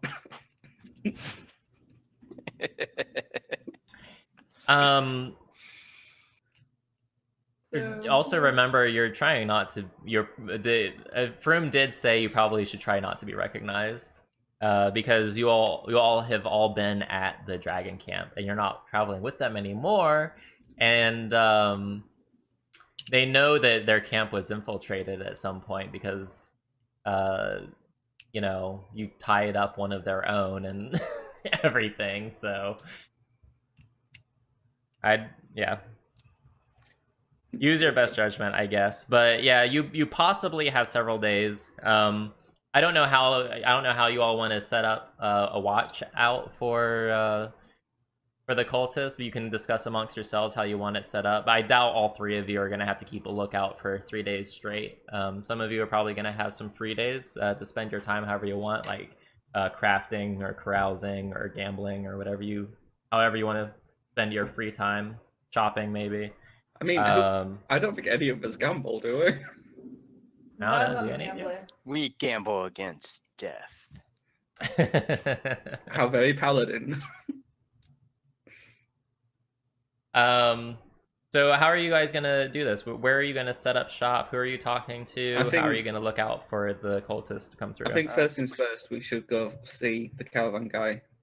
That is the free shop. Celebon or whatever. Yeah, Akin Celebon. Cinnabon? Yeah, his name's gonna be Cinnabon now. Dr. Rim, thank you for the follow. Thanks, Tim. No, it's Dr. Rim. Come on. I did. I said Dr. Did I say Dr. Rim? What did I say? Dr. Tim. Dr. Rim Job. Dr. Rim Job? Oh my. Alright, so you know the general area, so you head like to the north and north part of the city, and there actually is a pretty prominent shop near the northern gate. It has like wagon wheels and stuff sitting out in front of it. It's very busy. It obviously gets a lot of foot traffic.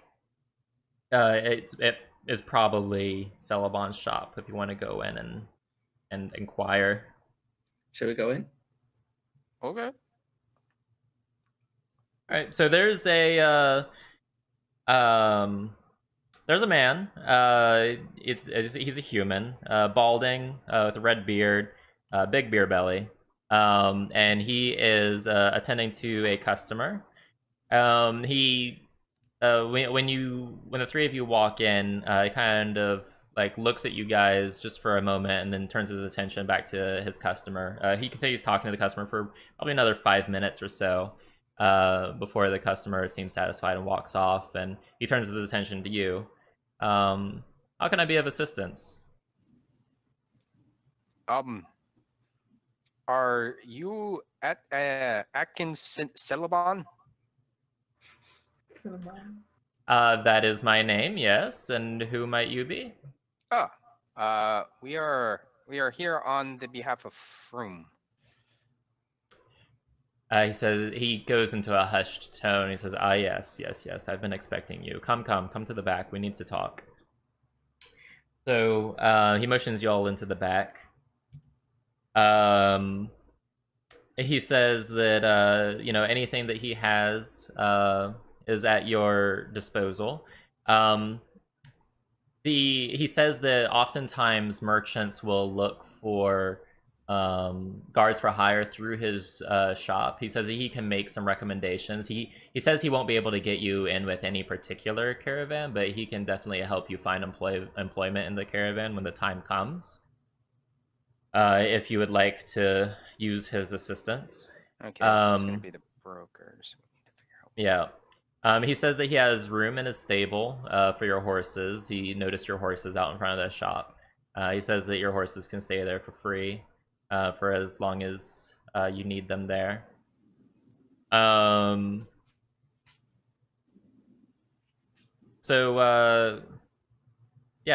pretty much it. He says that you all can stay as long as you like. There's rooms for you guys to stay at above the shop. There's 5 rooms, so he doesn't really like run an inn, but he does have like friends and guests sometimes stay because he doesn't have the room in his home. That's pretty much it. So. Okay. All right. So you guys, how are we doing this? How are you going to keep a lookout for the cultists? First, I think we should start working on our disguises, and then we just set up shop around Baldur's Gate itself. So then, when eventually we discover which caravan that it is, we can use this guy to broker us to be the guards or something for it. Okay. That's probably a really good plan. It sounds like a really good idea, actually. Yeah, I'm for it. And so, are you guys going to take turns watching the traffic coming through Baldur's Gate? Yep. Okay. Very, very good. All right. So you all have some free time. You're doing different shifts, watching the gate. Tell me about how you're changing your appearance. How you've changed your appearance. I'm gonna get a the evil universe thing in Star Trek where they have the full mustache and goatee and stuff. I'm gonna try to go for that. Do Dragonborn grow facial hair? I was about to ask that. I honestly have no idea. Let's find out. Because that would be really odd if suddenly like that'd be hilarious. He thinks he's being super sneaky, but he's like sticking out like a sore thumb because he's the only Dragonborn anyone has ever seen with facial hair. We're gonna Google this. Let's see. Yeah. The Googling. Artwork for Dragonborn race in Player's Handbook, page 32, has a beard.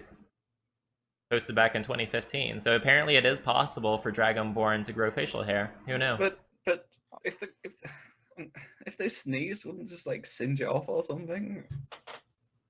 It's only they don't all breathe fire. Breath. I breathe mine's an acid attack or something like that, I think. So yeah, the different color dragons have different things they can do. Like there's a reason why the black dragon wormling you all were taking care of wasn't breathing fire, it was spitting acid. Okay. Yeah, I'll try to have the whole that, and I'll try to hunch over a little bit more so it looks like I'm not, as broad shouldered. Mm-hmm. What? Okay. It works for Superman.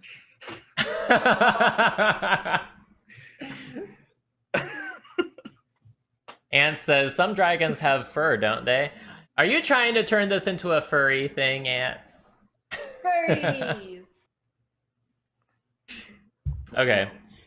So how would you all like to? Oh yeah, sorry, I'm interrupting. Ophala and Crystal, tell me how you two have changed your appearance. I put my hair up in an extremely tight bun, and I put Okay. some coal-like makeup over my eyes and a very people won't really recognize my face shape. Contouring, all that fun stuff that girls can do. Okay, so heavy makeup and you changed your hair. Yes. Very nice. All right, how about you, Ophala? This is going to be more difficult because I am red. It's kind of a distinctive Paint colour. yourself green. Just paint myself white, be completely fine. Uh-huh. I think, although I do think being a tiefling might give me more credibility as being part of an evil organization, so maybe I should keep the tiefling look. I'll dye I think, if I remember right, I've got black hair, so I will dye it blue and I'll So get it you're, Bleach it and you're then a dye it cannibal? blue. pretty much. and I'll cut it to shoulder length. Okay. So it's All right, sounds good. Okay, very good. All right, so you all have some free time. How would you like to spend your downtime here in Baldur's Gate? Where's the I'll see brothel? There's a I'm brothel, is that kidding. what you I'm said? kidding. And you complain about people calling you a whore. I was kidding.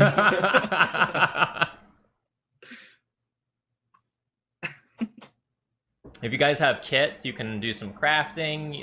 If you need supplies, actually, your rations are probably running low. You'll at least need to go buy some rations. Yeah, Use the same I'll sheet buy ice. Yeah. I'll buy like a week or about 2 weeks worth of rations. You mean, well, And you kind of then lost I your will see money. if there's 2 Let me weeks stop. worth Let me stop you right there.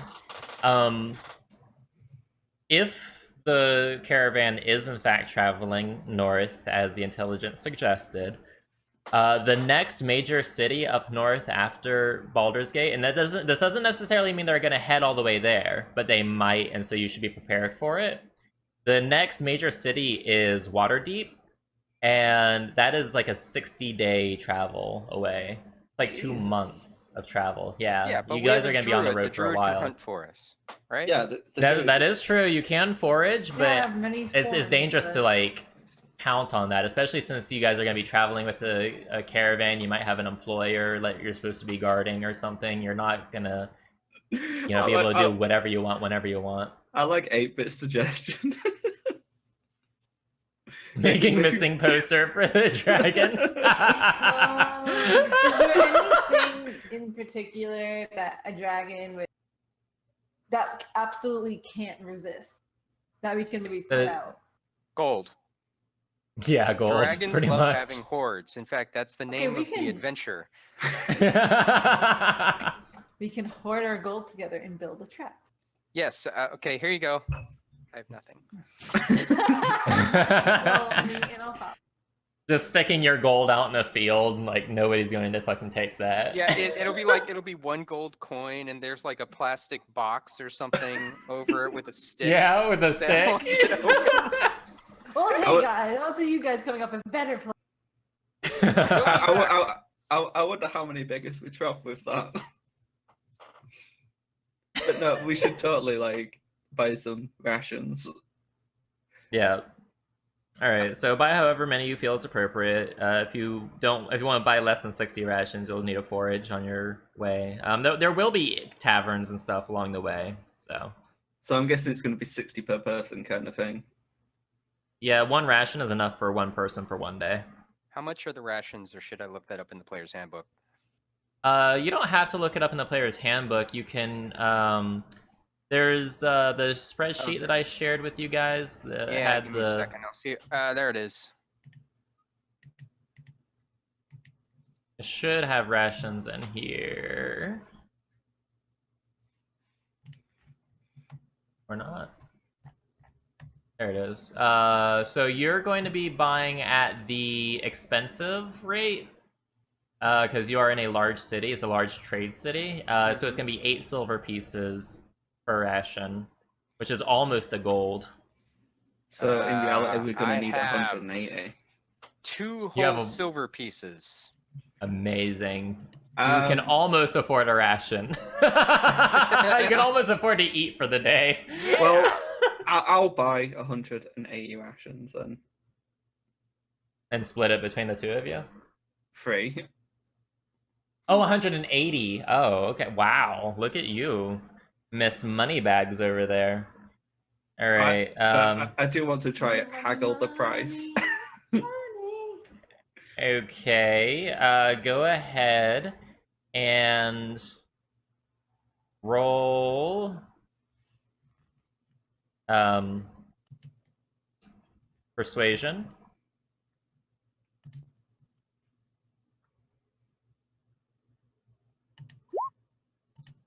Whoa. So you managed to haggle the price down to 5 silver pieces per. So, from 8 to that'd be 5. 90 gold. Be 90 gold. Yeah. Yeah, that's fine. All right. Go ahead and subtract the. Wait, Ophala, your sheet says you have 15 gold. I should have way more than that. Well, you need to be tracking it if that's the case. Oh no, I've How got much do you mine. have? I've got mine further down. If you look, because remember Ginger didn't put it there. He put it. It told us to keep it as an item. Why? That doesn't make any sense. I just, Yeah, don't worry about that. Just put it in with the GP. So, yeah. 402. Yay, better DM. Aw. All right. So you have 417, then just subtract 90, and you each will have 60 rations. That should get you through the trip to Waterdeep. I'll give it a That's try. weird. then. If you indeed make it that far. Dun dun dun. Done. Yeah, this is gonna be a long journey. I'm excited. Do you guys want to add your rations? That way I don't have to. Yeah, you shouldn't be carrying all the rations, so everyone should be able to add their rations to their totals. And then since you all have enough to at least get to Waterdeep, I'm not gonna have you track it every day. I'll have you track it at the end of the journey, wherever that journey ends up taking us. Okay. How much do rations actually Um, weigh? Do you mind if I do a quick reboot because my computer is lagging like Go ahead. Yeah, it just cut you off. Go ahead. We can continue on. We'll just keep going until you're back. all right, perfect. I mean I have your stream open so you can see. How Actually, much? stream together. Just okay. Yeah, Please look. everything's just freezing on me. I think I can tell you right here. Rations have a weight of 2 Jesus. 2 Christ. pounds each. Yeah. Yeah, so I can actually carry. Remember, you have horses too. We're going to assume that you're keeping a lot of your rations on your horses as well. Well, to say that put me up to 193. Yeah, it says your over carrying capacity, but don't worry about that because some of your stuff is being carried by the horses as well. All right, and you're not taking the rations around town with you. No. So anyway, so we got that taken care of. How else would you guys like to spend your downtime while you're here in this magnificent city? Is there a Temple of Bahamut? There's not, I don't think. There are temples though, let me tell you. Whoa. Clunk. Is that Sorry, the Right? temple- Well, is that Oh the my Temple of God. the Drunk God there? that wasn't me, I don't know. No, don't know that where was that my came bad. from. I'm sorry. It's alright. Drinking on glass- the job again. My glass hit the cup that I've got next to me. Oh, you're double fisting. I wish. So there are 3 major temples in the city. There's one for Gond, one for Umberlee, and one for Timora. There's also several shrines in the city. A shrine for Helm, Ilmater, Lathander, and Ogma. But no shrine for Bahamut. All right, that's fine. All right. Although all worship pretty much is Allowed. allowed here. Even worship to widely considered evil deities is pretty much ignored by the Flaming Fists here, which is like the local peacekeepers. Like there's wide religious freedom here in Baldur's Gate. Flaming fist sounds painful. You have no idea. Like, you have no idea, girlfriend, man. Those Flaming Fists. Wait, were you trying to put on an accent then? I couldn't tell the difference. Wow, you dick. I was trying to do my flaming thing. Alright. So, Ophala, what are you doing? I'm honestly not sure. Okay. I after the session, I would recommend like looking up like different things that you can do for during downtime. Like the last thing I remember that I did was like I did a I kind of performed locally kind of thing to earn money. You could do that again if you like. I have see. If you would like to do that, I can well, is that what you're gonna do?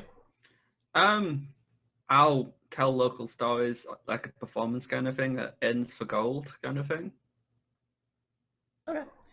Give me 1 second. I need to grab something. I mean, this is how I made some of the money last time as well. Like I spent I think it was 2 nights, basically performing at places to make money. Yep. So let me see here.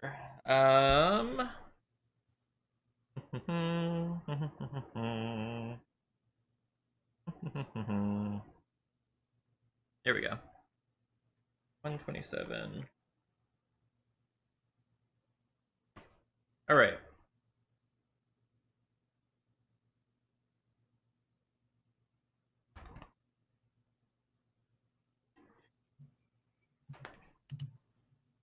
Do-do.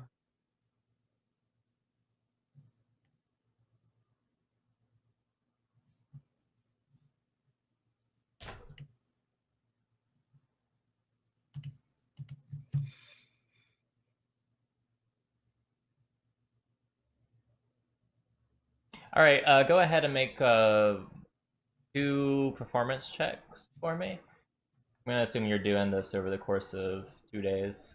Yeah. But a reminder that I am buffed in performance. You're what? I do have a higher performance score than it says because of that. What is it? Ugh, where is it? Expertise. I have it in persuasion and performance. Okay, so what does that boost your modifier up, or your skill up to? Let me find it again. It's scrolling through so many things. My proficiency bonus is doubled to any ability checks that I make, so mine's by default at 5. Okay. So it doubles it, so it's 10? I can link you the ability. Yeah, no, go ahead. Actually, just go ahead and roll for me, please. If I can find performance. There we go. Oh, and wow. Then add 5. Wow.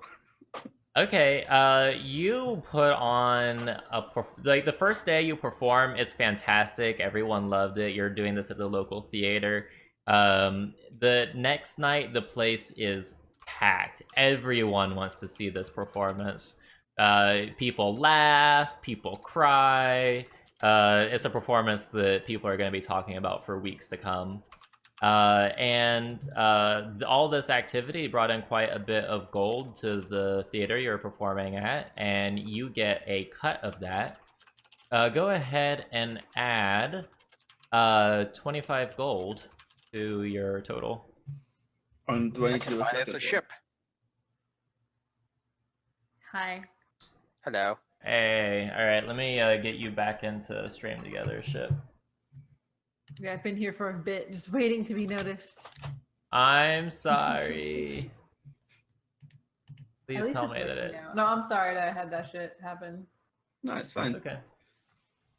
Let me get ship into her little window there, her little Brady Bunch window. There we go. All right. Now, while he was talking, I thought I'd drag you in. That way it can just be... Okay.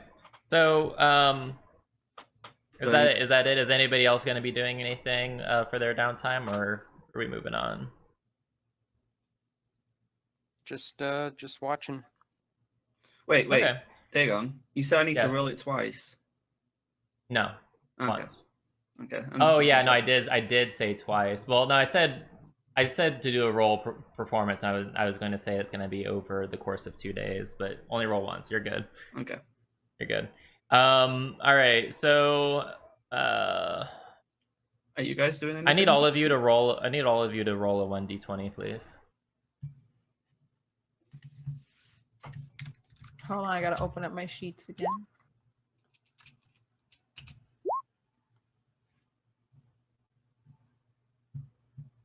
Hey, Total Fusion 1.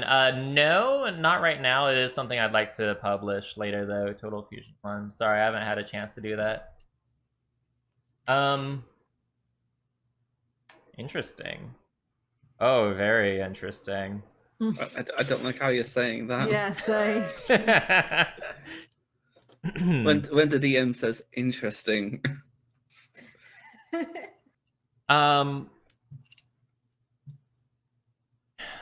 See here. Do.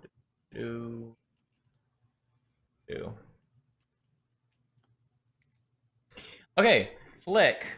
While you're on watch, you see some people coming through the gate that you very much recognize from the cultist camp. These are people that you're basically living with them for quite some time, so you recognize them right off the bat. They have a couple wagons that they're pulling along with them. They're also let's see here. They're also they also are carrying a palanquin, which is like a curtained thing that you carry people through for privacy. And you, as you're watching these this group of people, go through the gate and start heading north towards the northern gate, you see a part in the curtain, and you recognize the person sitting in it as someone named Resmir. And you know that Resmir is one of the sacred worm speakers in the cult. It's like one of the top ranking officials in the cult. She's the black. Is that the woman that knocked me down the chute? No, it's not. She's called a wearer of the purple. And let's see here. Yeah, so she's a black half dragon, not dragonborn. That's different. This is a half dragon, which is largely considered to be an evil abomination, and that's presumably why she's traveling in this palanquin. So, yeah, what do you do? They're passing through now, so they're. How long does it take to get through the gate?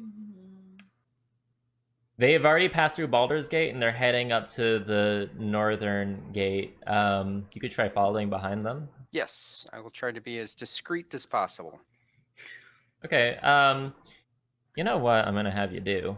Uh-oh. I want you to roll a stealth check for me, please. Which is gonna be hilarious, because I don't think you have that. Clang, clang, clang, clang. Oh boy. So you think you're being stealthy, and you're following behind them at some distance. You don't know whether or not they've noticed you or recognize you or anything of that sort. They actually come up to Celebon's yard. And they curiously purchase five wagons and some supplies from Celebon. Celebon doesn't seem to be aware of who these people are. They're just more customers to him.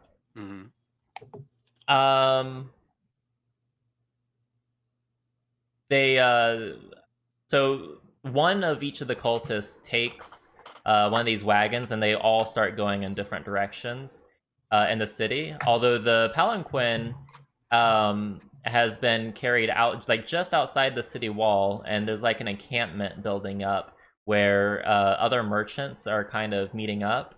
And that is probably going to form into a caravan that heads north. So yeah, that's what's happening right now. All right, I'll once they've once I know exactly where their like home base of operation is, where the half dragon is, I'll go into Celeban and I'll tell them that if you could get us to be part of that group as some guards for that caravan, that's the group that we would like to be associated with. And I'll go find the others and fill them in. Okay. All right. I need to use the restroom real quick. But while I'm gone, if each of you could roll either a persuasion check or an athletics check, whichever you prefer, and I will be right back. All right. Oh wow. Amazing. Ship and Flick rolled the same thing. Oh boy. Twinsies.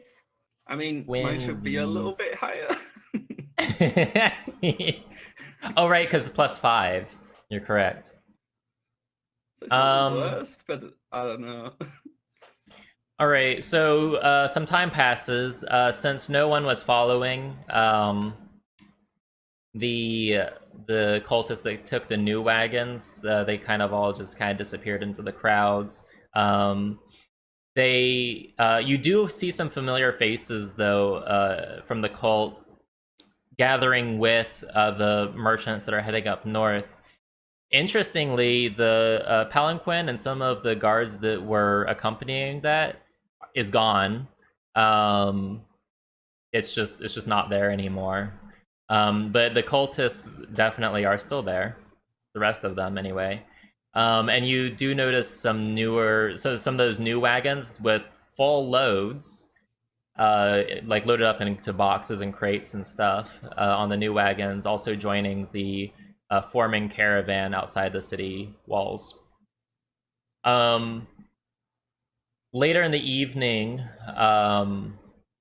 Celebon tells you that he asked around and that he was able to secure employment for all three of you. Crystal and Flick. Here, let me bring this up.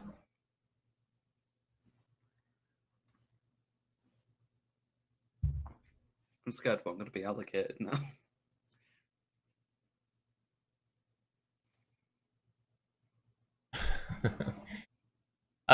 You have been hired to be each of you have been hired to be a bodyguard to a reputable merchant by the name of Nearheit Verthur. That's gotta spell be that fake. however you desire. Just by let's see. Just by the look of him, you can tell that he's a Kalashite. And let's see. So yeah, he's a human merchant, a man, and it's about all you know about him so far. And Ophala, you have been hired as a... Oh, hi, Ghost. As a ghost. Ghosties. It's a ghost. Ghost has come to say hi to us. You've been hired as a sergeant for one of the merchants to kind of lord over some guards. And for all three of you, you're actually your food and living expenses are going to be provided for by the merchant. Yeah. So yeah, all those rations.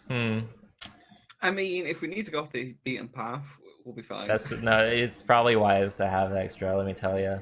You never know. The road is a dangerous place. And people are putting me in charge. Wow. Yep.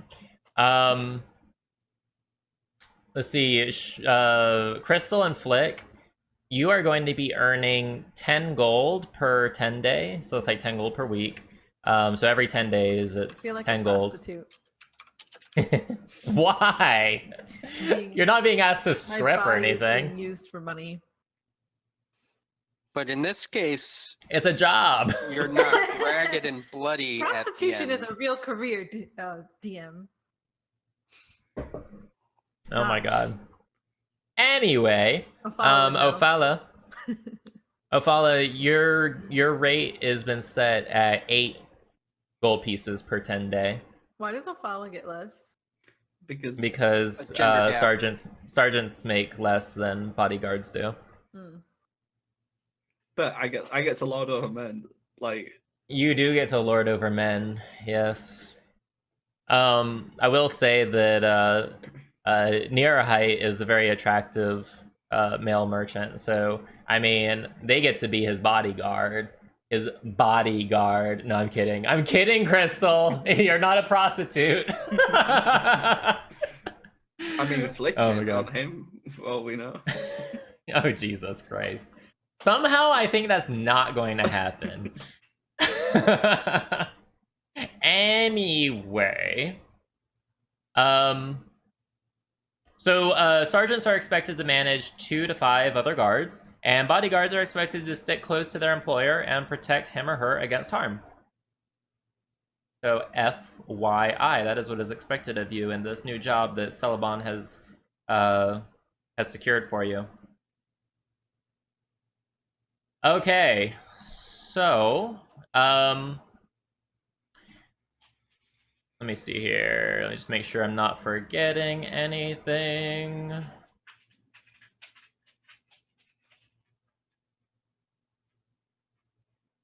Where's this? Give me 1 second, guys. No, it's fine. Don't worry.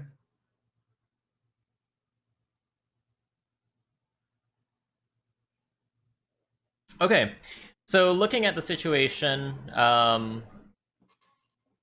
with the caravan, you recognize 3 cultist wagons. There's 3 wagons in this forming caravan that you recognize people from the cult being associated with. There's also 7 other wagons as part of this caravan. You can't tell whether or not they're associated with the cult. I need for everyone to do a charisma check for me, please. Oh my god. And I have decent charisma. So do I. What the shit? Rigged! Rigged!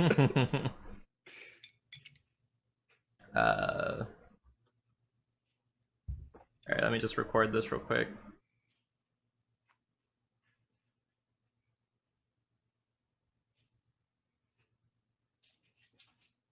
Okay.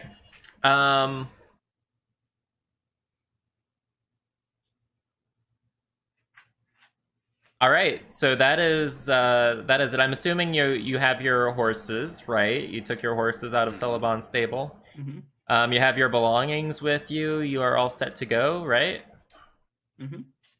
All right. The caravan is getting its getting its shit together, so to speak, and it's going to be setting off north in the direction of Waterdeep. Let's see here. So the caravan sets out. So you have begun the journey, and you're on the first day of perhaps a very long journey here. Everybody roll perception for me, please.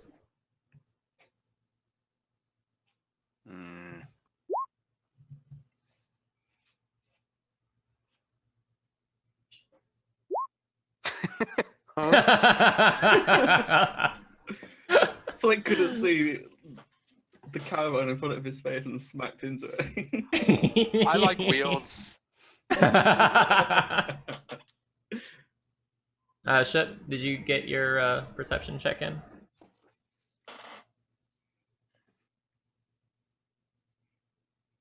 Hello? Is she there? There she goes. Oh. All right.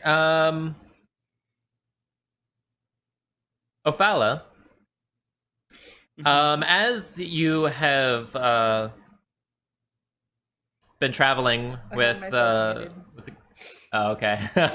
As you've been traveling with the caravan, you've taken notice of a male halfling and the caravan group. He's introduced himself to others as Lostvius Longnose. And although he does have quite the beak on him, you doubt that's how he earned his nickname.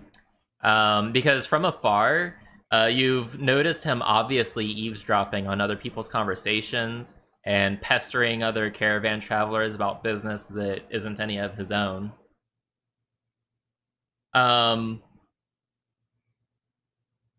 Let's see here. Lostvius turns his attention to you, Ophala. It's nighttime, and you're all, I'm assuming, together. You having you work for different employers, but you're all allowed to have dinner together, right, around the campsites. And Lostvius approaches Ophala. He has seen something that has piqued his interest. Excuse me, ma'am. Yes. He's looking at you, Ophala. How can I help you? I couldn't help but notice that absolutely gorgeous flute there that is sticking out of your bag. I want you to play the skin flute next. Oh my god. It's not a flute, it's my dick. Jesus Christ, wow. Okay, we learned something very new about Ophala. So the tail wasn't the only thing you lost down there. Oh my god. Yes, it's a flute that has belonged to me since I was very young. I see. It's just absolutely gorgeous, the craftsmanship on it and everything. Is it by chance for sale? I could offer you 5 gold pieces for it. I'm afraid no matter what price you try to offer me, it's not for sale. Are you sure? Because 5 gold pieces for a flute is just I've never offered that much money for a little instrument that I'm sure you wouldn't even miss anymore. It's a lot of money for such a small little item. I'm very flattered that you think it's worth 5 gold, but there's no amount of money you could offer. It's a very valuable item, and it's got a lot of sentiment. So this exchange between the two of you goes on for a while. He's not really taking no for an answer, and he's getting more and more obnoxious about it. But he's not really upping the price any. He's getting kind of aggressive about it.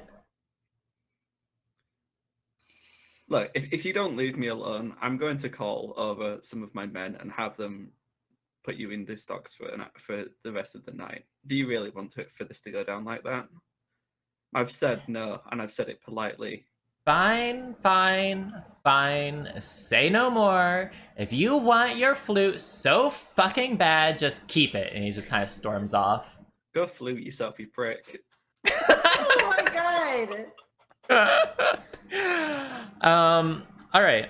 So that night, it's a really quiet night. Not much happening. I do need everyone to roll a perception check for me, please. Another perception check. Another perception check. Why you gotta do this to me, man? Oh wow, 25. Oh. Roll the 20. Hmm. Basically, we all went, the fuck you doing, Willis? So you all are asleep. Your campsites. So Ophala's employer's campsite is pretty close to your all's. Flick, you hear something in the night, like something being rustled through. I shall investigate. And well, okay, you can investigate. Yeah, go ahead. Okay. You're waking up. Yeah.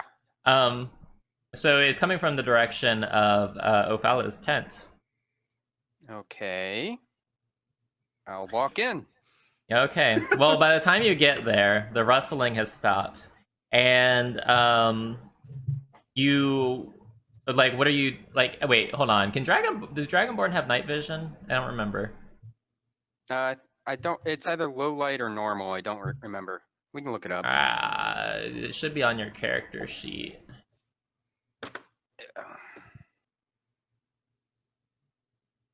I swear to God, if this little bastard still on my flute. Let's see. Oh, you don't have it on your sheet. I'm gonna have you add it to your sheet if you do have it. All right, let me I'm look. assuming no, since it's not there. So it's really dark.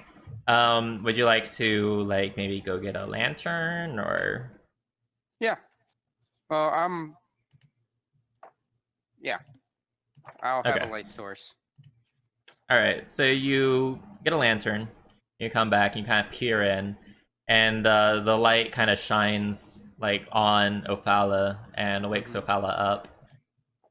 The hell? Why are you shining a light in my eyes, Flick? There was something weird going on in here. I heard something. It's not your usual sleep noise. Oh, you mean snoring? Wait, why is Crystal in there? What's Crystal doing in your bed? Wow, we just uncovered something scandalous happening here.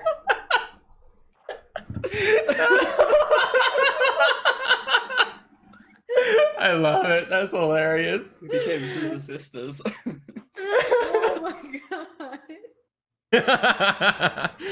Anyway, yeah, so there's nobody else in the tent other than Ophala. Habit. So I'm gonna what's your reply to Ophala? my I thought Ophala asked why you were shining the light. Oh, and you said okay, sorry. So all right, what's going on? There was a strange noise coming from in here. A noise? Mhm. But Yes. there's nobody here but me. Are you sure?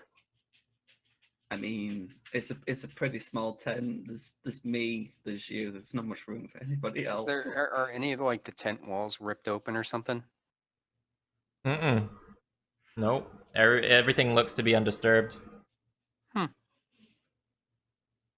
Any footprints? Can I check? Not that you can discern, I don't think. Actually, make an investigation check for me, please. Who? Me or? Well, I think that Flick was the one that was looking. Okay. Yeah, nothing seems to be out of the ordinary. Weird. So, are you all gonna go back to sleep, or? I want to check around, especially if Okay. there's someone stalking around. It might not be safe. Okay. So, what are you like going out of the tent, looking around or something? I'm gonna check my pack and such first, I think, because if Okay. they've sneaked in, then Yeah. So in your pack, the very first thing you notice is that your flute is indeed missing. son of a bitch, I'm gonna kill that halfling. That little bastard has taken my flute. What little bastard? The little bastard halfling who was here, who was trying to buy it vigorously and wouldn't leave us alone. I tuned him out after a while. He's stolen my flute. We need to go find him and retrieve it. Aren't you an officer? I mean, I'm gonna summon the guards and have them search, but an extra man to help, I'd really appreciate it, Flick. Okay. Let's go bother Crystal. Let's wake her up. All right. When we get to Crystal's tent, I'll just walk in and immediately start to explain the situation. You know, like, remember when Bart was getting attacked by Sideshow Bob, and then Homer kept on coming into the room with like weapons and shit? Take a look at my cool chainsaw. That's how I'm gonna wake her up. Okay. All right, Crystal, how do you respond to this? Hey, you'll never believe what just happened. Is him in the balls for waking me up like this a valid option? You can do whatever you want. This is a role-playing game. Yeah, there's no. Alright, the so, only limit's your imagination. By reflex, by waking up in such a huff and scare, I kick him in the balls, thinking he's an intruder or something. I mean, he is wearing plate. You know what? Actually, that's hilarious. I'm going to. Let me see here. Yeah, actually, that's a good question. I don't think you are wearing plate. It's the middle of the night, isn't it? Yeah, I probably just walked out. So my AC would be. What's the standard AC? 10 plus your dex? Yeah. So I would have an 11. Okay. Hey, Ship, roll a 1d20 for me, please. Sure. Oh, you miss. His balls are very small. They're hard to find. Oh my god! Oh, we're having a Otherwise, I would have had him take. I would have had him take like 1 damage or something. Good evening. What in the fuck would you wake someone up like that for? Someone stole a flute, and it was the long halfling thing, and we're going to go find him and get the flute back. Right, but you can't wake someone up like that, thinking there's an intruder. You're safe around us. I don't know. Well, let's go. Okay, so what are you guys gonna do? Are you gonna head to I'm Mr. gonna Los summon- Vias's I'm gonna summon tent? the people under my command. Okay. So you wake up 3 guards, and you bring them with you. So it's the 6 of you now heading, I'm assuming, over to Los Vias's tent. Am I correct? Yup. Okay. So you're at his tent. What do you do? I think we should all spread out and make sure that there's no way that he can just like try to cut his way out of one side. Should we do a perception check? That might also be a good idea. I mean, you can. There might be something. Go ahead. Okay. Wow, now I don't get the 20.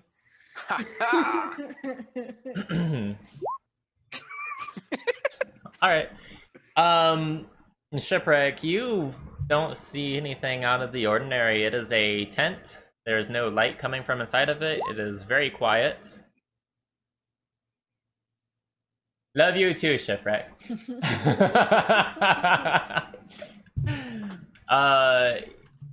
Gather We Rose Pods, thank you so much for the follow. And I'm sorry if somebody else has followed and I missed it. I'm like so tunnel visioned on the game.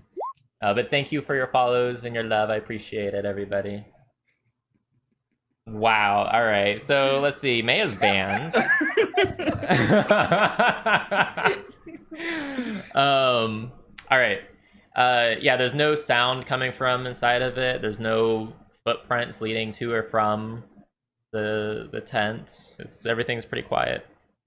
I'll enter the tent then with my weapon drawn. You enter the tent with your weapon drawn, and the noise wakes up Los Vias.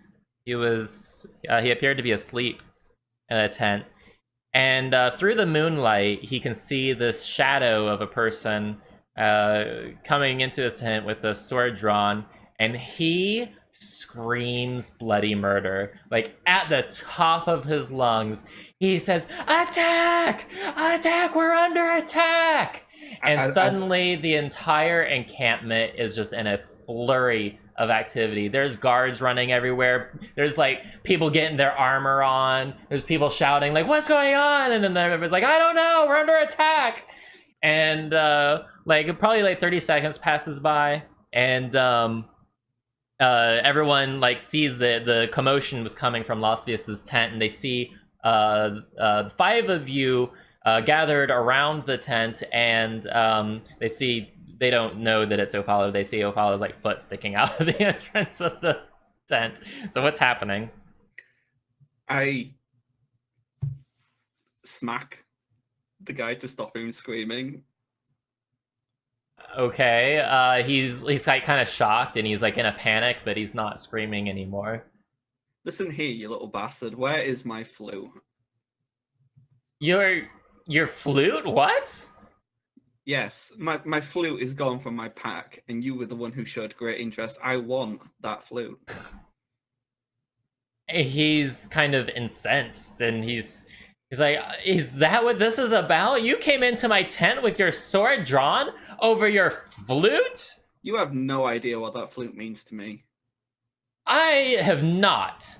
I repeat, I have not taken your flute, ma'am, and I demand that you remove your hands from my person at once. Show me what's in your pack.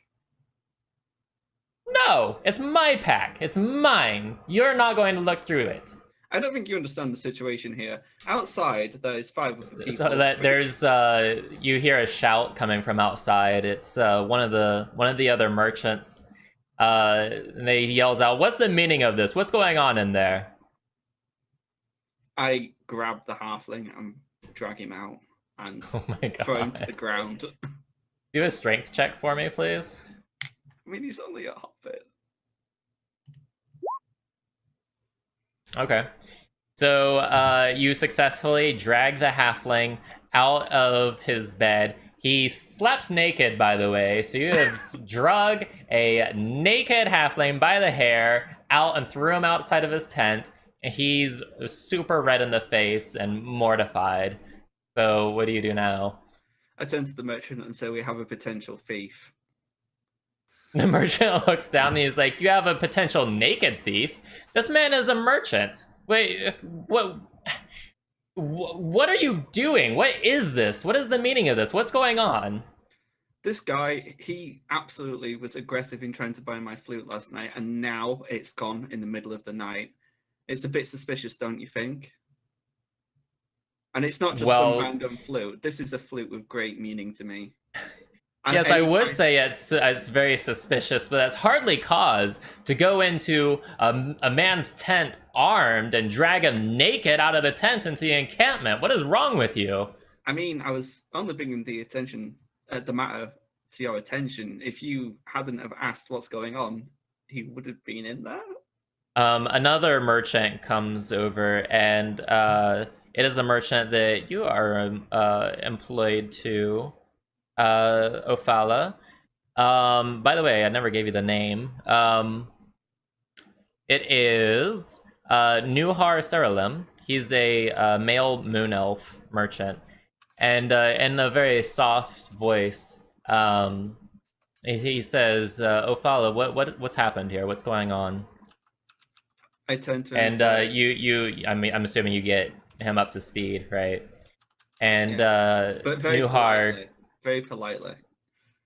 Nuhar sees it's like a sheet of something, a sheet of some kind of a cloth laying on the ground near Lasvius's tent, and he kind of picks it up and he throws it over Lasvius, so he's not like stark naked in the middle of the encampment. And he stands up and he looks at Lasvius and he says, "Is this true? Did you take this woman's flute?" And Lasvius is just completely incensed. He says, "No, I would never do such a thing. I'm not a thief. I'm a respectable merchant, and and I do not appreciate all these insinuations that are flying around. While this is going on, I'm gonna like scan everybody that's watching to see if anybody is paying attention a little bit other than this is stupid or what the fuck. Okay, go ahead and roll perception for me, please. Damn it, my one weakness, actually noticing. I mean, Crystal could also be doing the same. Haha! Wow. Everything's fine. You don't think that anybody is watching you? You know what?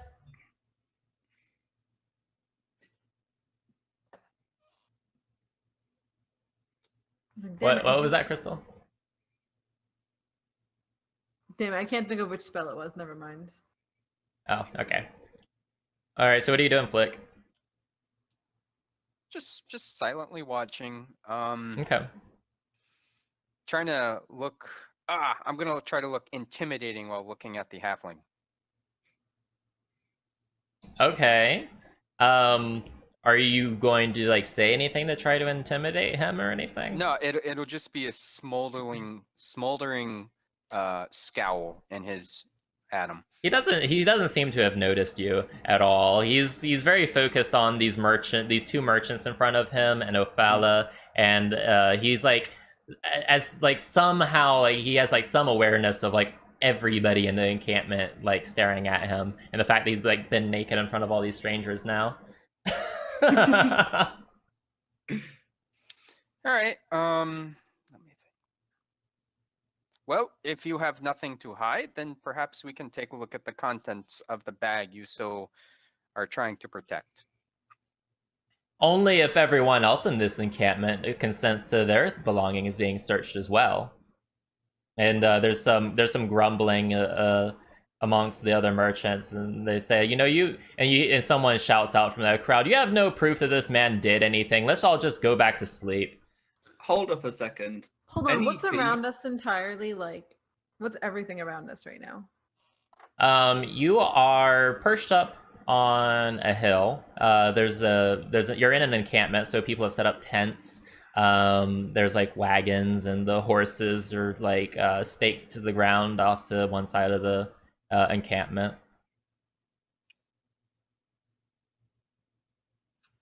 Why? What are you looking for? If we're trying to figure out like who did what, can't I speak to the horses technically and ask them?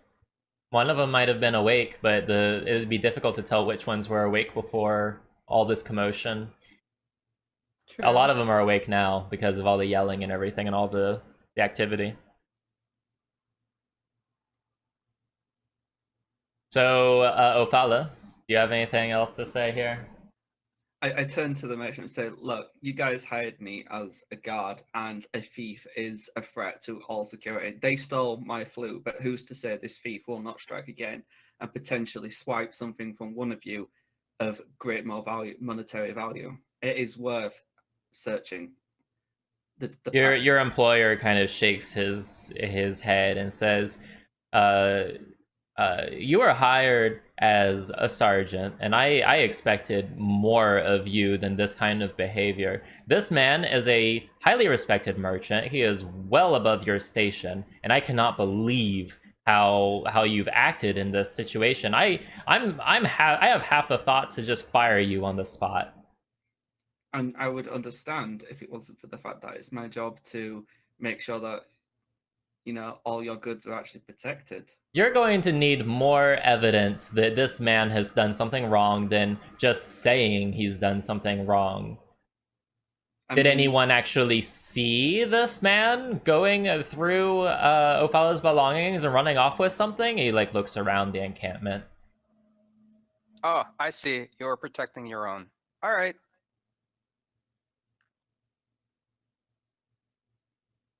I heard a rustling. Someone was inside of her tent, and if you lead the horse to water, you eventually find the thief. I see. But did you see this particular man when you heard that rustling? Look, my evidence may have been lacking, but If he has nothing to hide, then you can just open his bag. It's as simple as that.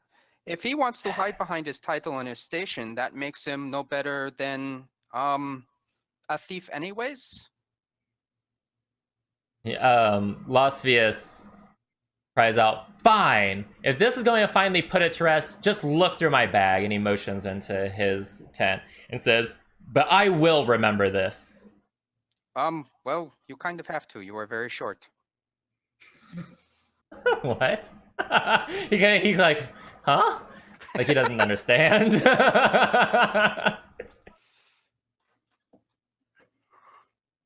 All right. So, are you gonna look through his bag? Yeah, I'll Oh, look we for might his as well bag. look through the entire tent. Yeah. Okay. So I want all of you who are participating in this to make investigation checks. Oh, Yeah. wow. Twins. Twinsies. I found his clothes, at least. The search turns up nothing. No flute. Oh, Wow. well, I guess whoever will have the flute will be carrying the curse from now on. And there's no reaction from Losvius or anybody else. I apologize profusely. I'm sorry for jumping to conclusions. Could I perhaps As well you should, tiefling. perhaps I could pay to Oh, no, don't give him anything. He probably needed to be humbled anyways. It's a learning experience. Don't sleep naked. And then I'll walk back to A my tent. learning experience. And he yells after you in your direction, Flick. Yeah, I'm Well, still let's see walking. when you get your learning experience. Ooh, And that's fun. he kind of like wraps himself up in the blanket that the merchant put on top of him and gets back into his tent. So yeah, that's what are you all gonna go back to bed or what's happening? Nah, I'm gonna keep guard a little while longer. Okay. So Is the there any rest of chance the that- is there any chance I'm that I can feeling- like, try I'm- to I'm look not- for my I feel flute? like yeah, you know what? Go ahead, make one more investigation check. Ophalia, are you just like what looking around the encampment or like what's going on? Yeah, All right. difficult. You don't find anything.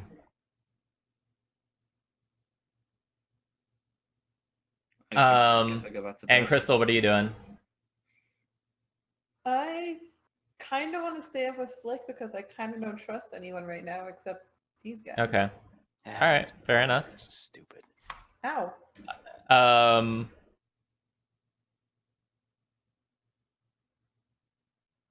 All right, so the rest of the night passes without any incidents. It's very quiet. The next day, the second day of the trip, it goes by pretty uneventfully. There's nothing major that happens. As you all are getting ready to go to sleep on that second night, as everybody is making camp,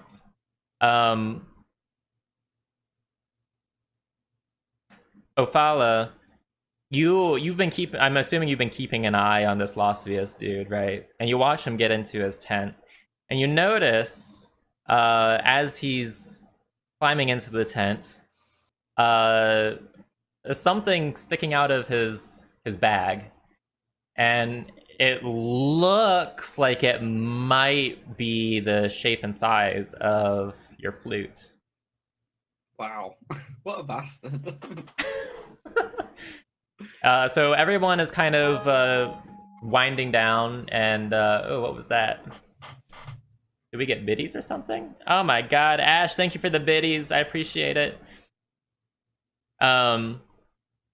Everyone's kind of getting ready for bed. It's starting to get really quiet.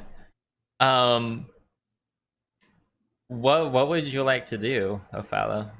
I'd like to go find Flick and Crystal. Okay. All right. So you go find Flick and Crystal. So what now? Hey guys, I think that guy genuinely still has the flute. I saw it. Well, I didn't see it. I saw it looked like my flute in his backpack. I don't know Okay. how. I don't know how he hid it, but he hid it.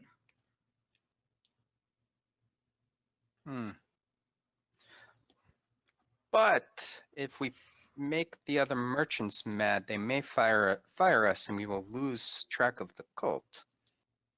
I know. It's a tricky situation. That But flute we means a do. lot. That flute means a lot to me, though. Hmm. Do you have any idea of how we can Can- maybe subtly get it back? How small of a creature can you turn into, Crystal? She can turn into Can you pretty turn much into any a small bunny? creature that Ew. she can turn into anything that she's seen. Has she seen a bunny? I don't know. Have you seen it? Have you ever seen a bunny in your entire life? No. Yeah, I've seen a bunny. Although, how would a bunny? Wait a carry minute. Wait a something? minute. Wait a minute.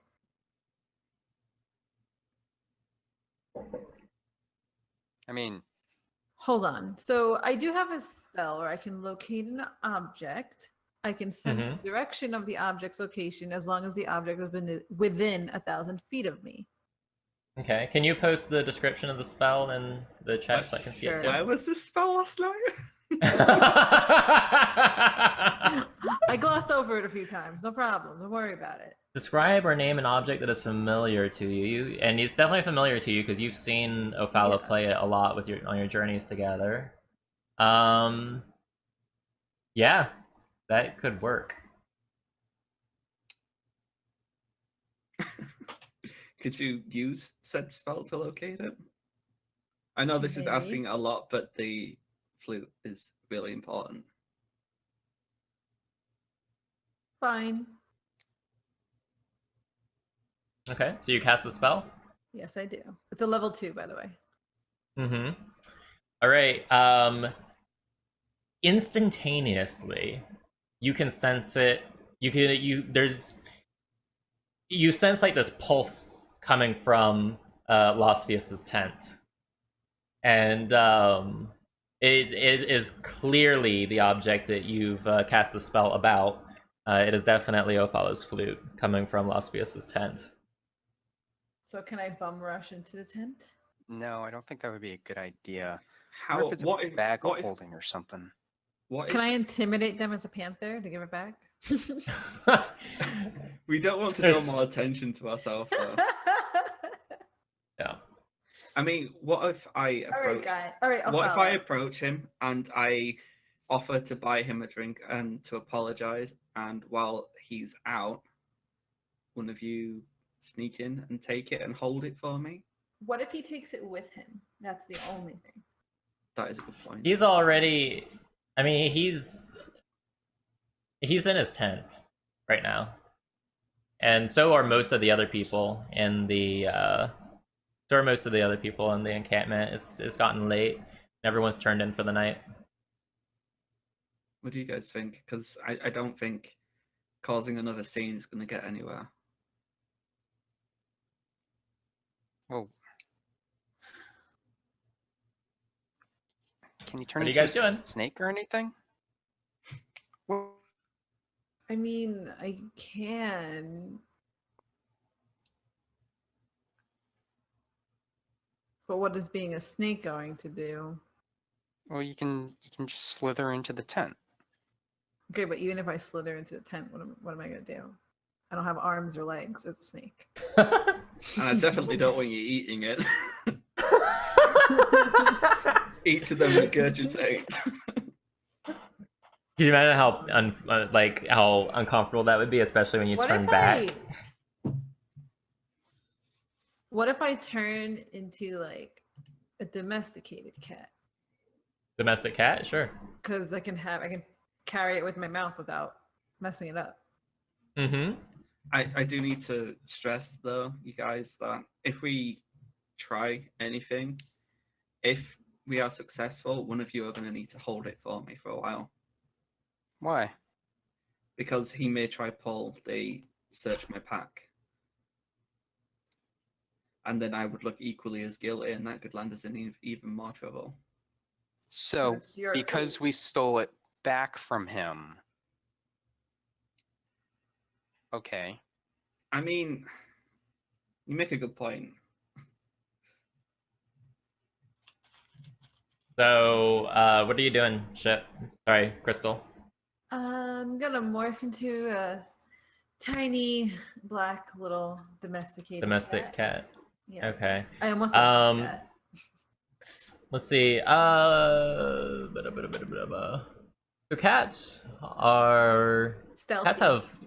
Yeah, they are stealth. They have stealth +4. I'm gonna go ahead and make this roll for you, I think. Okay. So I make my attempt to sneak into the tent with my quiet cat paws. Yeah. You do believe that you're being stealthy. As you enter the tent, there's no light or anything, but you have no trouble seeing in the dark. And you actually see Losvius. He is fast asleep. The pack that he was carrying is up against the wall of his tent, and there is the very tip of Ophala's flute sticking out of the pack.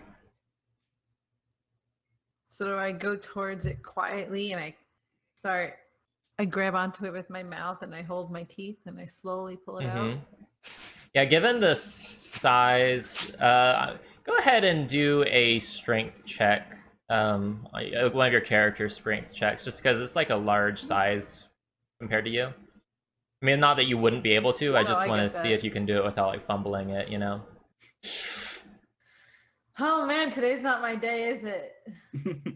So it does kind of like fall. So you get it out of the pack and it kind of like falls onto the ground, but fortunately it falls into grass and it doesn't make much of a sound. There's like a little bit of a rustle sound, and then like Losvius kind of like turns and tosses in his sleep a little bit, and like he says something about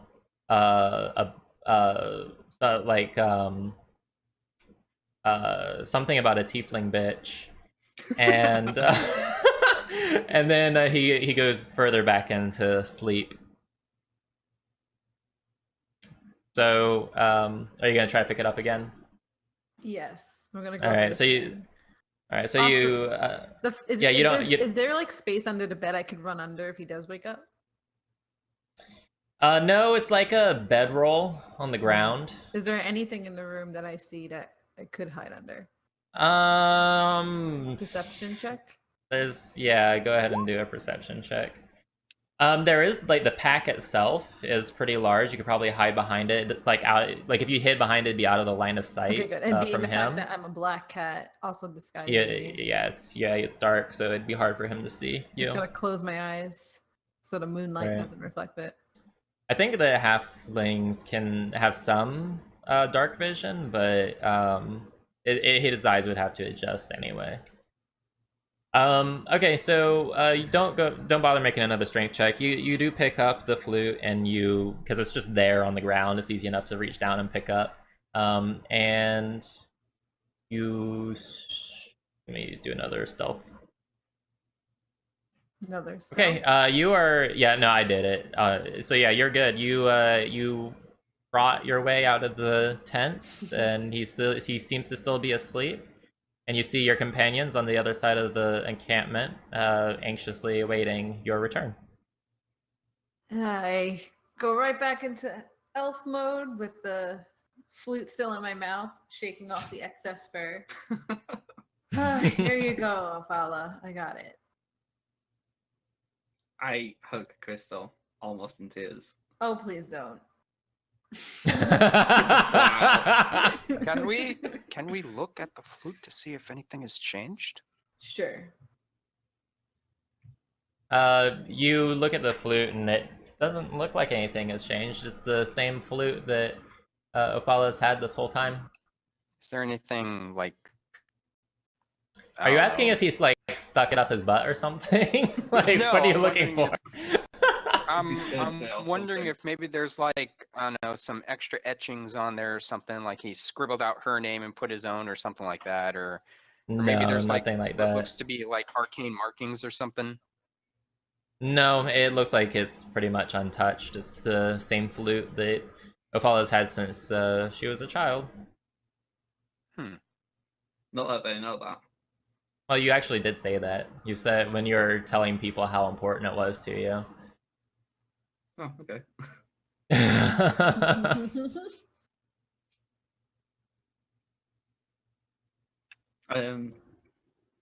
I look at Crystal and say, like, can you hold on to it for at least another night or so, just to make sure that it doesn't try steal it back or to try accuse me of anything. Sure, but I mean, you can't really be accused of stealing your own flute because then you have to admit to stealing it. I know, but you know, he might try to frame me for something else. Maybe. Plus, you So, also have to prove that you stole it, and there's no proof of a human walking in there. We'll see what happens. I mean, a halfling. Sorry.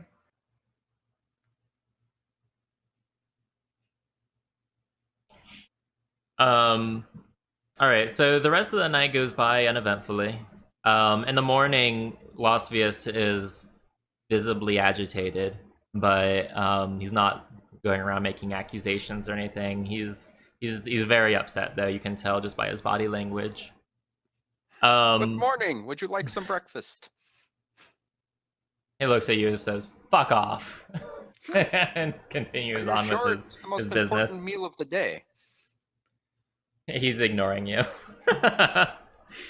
So this is the third day of your journey, and as you're traveling, you hear whispers through the caravan that you've just begun passing through the fields of the dead, and everyone in the caravan seems to be extremely alert and on edge. Everyone seems to be very nervous. This on these next few nights. You all are not sleeping on top of hills. You are keeping campfires like very small. There's you hear people talking about how many monster attacks happen here and how dangerous this area is, and everyone is just like super alert. But aside from that, the evening passes without any problems. Same thing for day 4, nothing really of note, you're just traveling along. On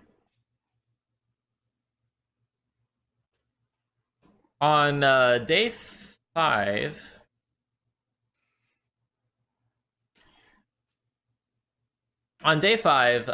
you notice there is one of the travelers, he's a noble. He's like regularly seen mistreating his horses, like throughout this whole adventure you guys have been on since you left Baldur's Gate. He's always like kicking his horses and like just not treating them right. He like allows their collars and girths to chafe sores in their hide. He skimps on the amount of food that he gives them. He whips them when they're aching.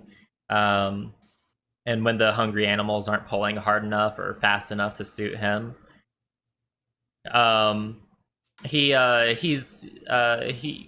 approaches you, looking at your horses, and says, your horses, they are, he's approached Flick.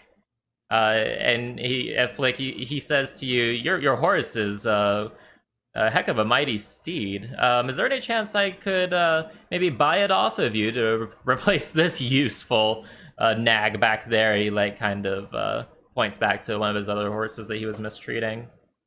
If you knew how to handle an animal, maybe it wouldn't be so deceived. And he's like kind of scoffs, like, what? I mean, what do you mean? I know how to handle my horses, thank you very much. I will lean in and intimidate him, telling him, no, you do not.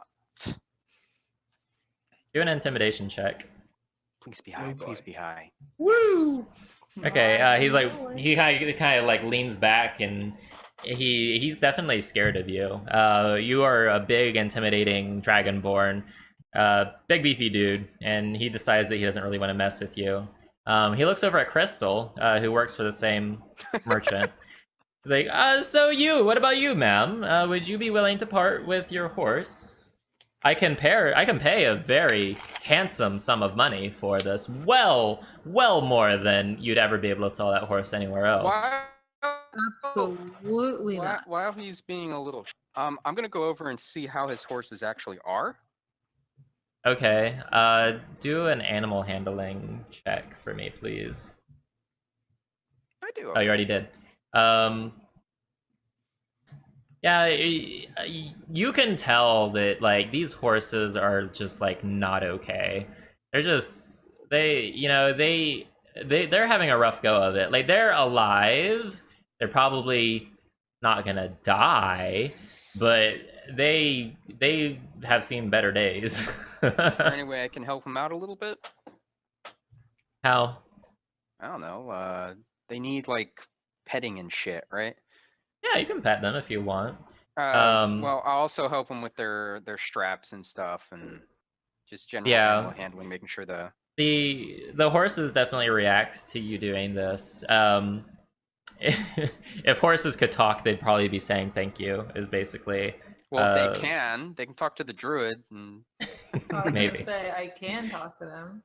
But so speaking of the druid, Crystal, he offered to buy your horse for a handsome sum of money, 100 gold pieces even. Absolutely not. I do not sell my animals.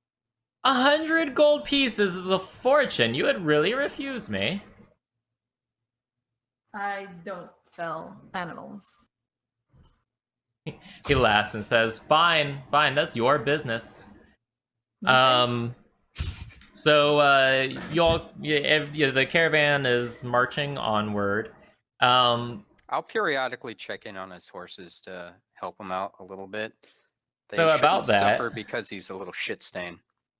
About a mile down further along your travels, Mhm. one of the horses actually collapses in its harness, and the merchant just starts beating it I will and stop beating it. He has 2 guards with him. He has a knight and a mage. Are you still going to try to stop him? him.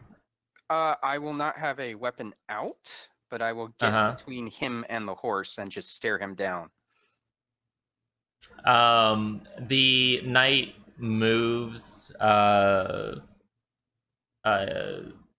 in between you and the merchant and kind of pushes you back and This says, is not "Back the off. fight This is you not want to start, friend." this is not any of your business. Keep Look moving. at that poor animal. You want to look like that too? Oh, this is not a fight you want to start, friend. Let me look at the animal. It's not your animal. Back off." I know it's not my animal, but dipshit over there isn't going to be getting anywhere fast if the horse is dead. The knight reaches for the hilt of his sword and says, "I'm not going to ask you again." Okay, I guess he'll put you in the harness and you can drag the cart. I mean, that does seem to be the only thing you're good for. He kind of scowls at you and turns back and moves closer to the merchant that he's been hired as a bodyguard for. Yeah, I wasn't.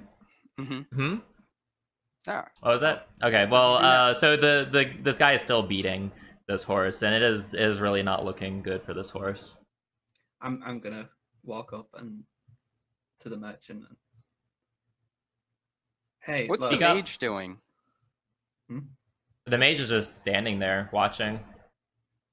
I'll just look at the mage, see if he sees the sound logic of "Don't beat your horse to death." The mage isn't doing anything. The mage is just standing there watching.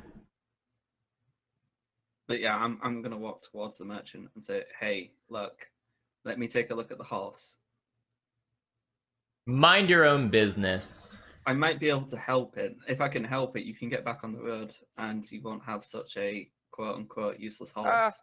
Actually, at this point, well, without the horse, they'll be stuck in the fields of the dead and left behind from the caravan. Not much else we can do. Pretty much what the paladin I said. have more than one horse, smartass. The others will just have to pick up the slack. And then inefficient. eventually you're going to keep on killing horses, and then you'll be stuck in the fields of the dead, and then you'll join them. Bye. Okay. There's not. I mean, I'm not going to get into an altercation with another dipshit merchant, and if he Mhm. wants to keep on doing this, you know, there's only so much you can do if, you know, Yeah. it's either I kill the knight, I kill the mage, I kill the merchant, and then everybody gets upset, and Yeah. yeah. Okay. I mean, I'm down to get into a fight.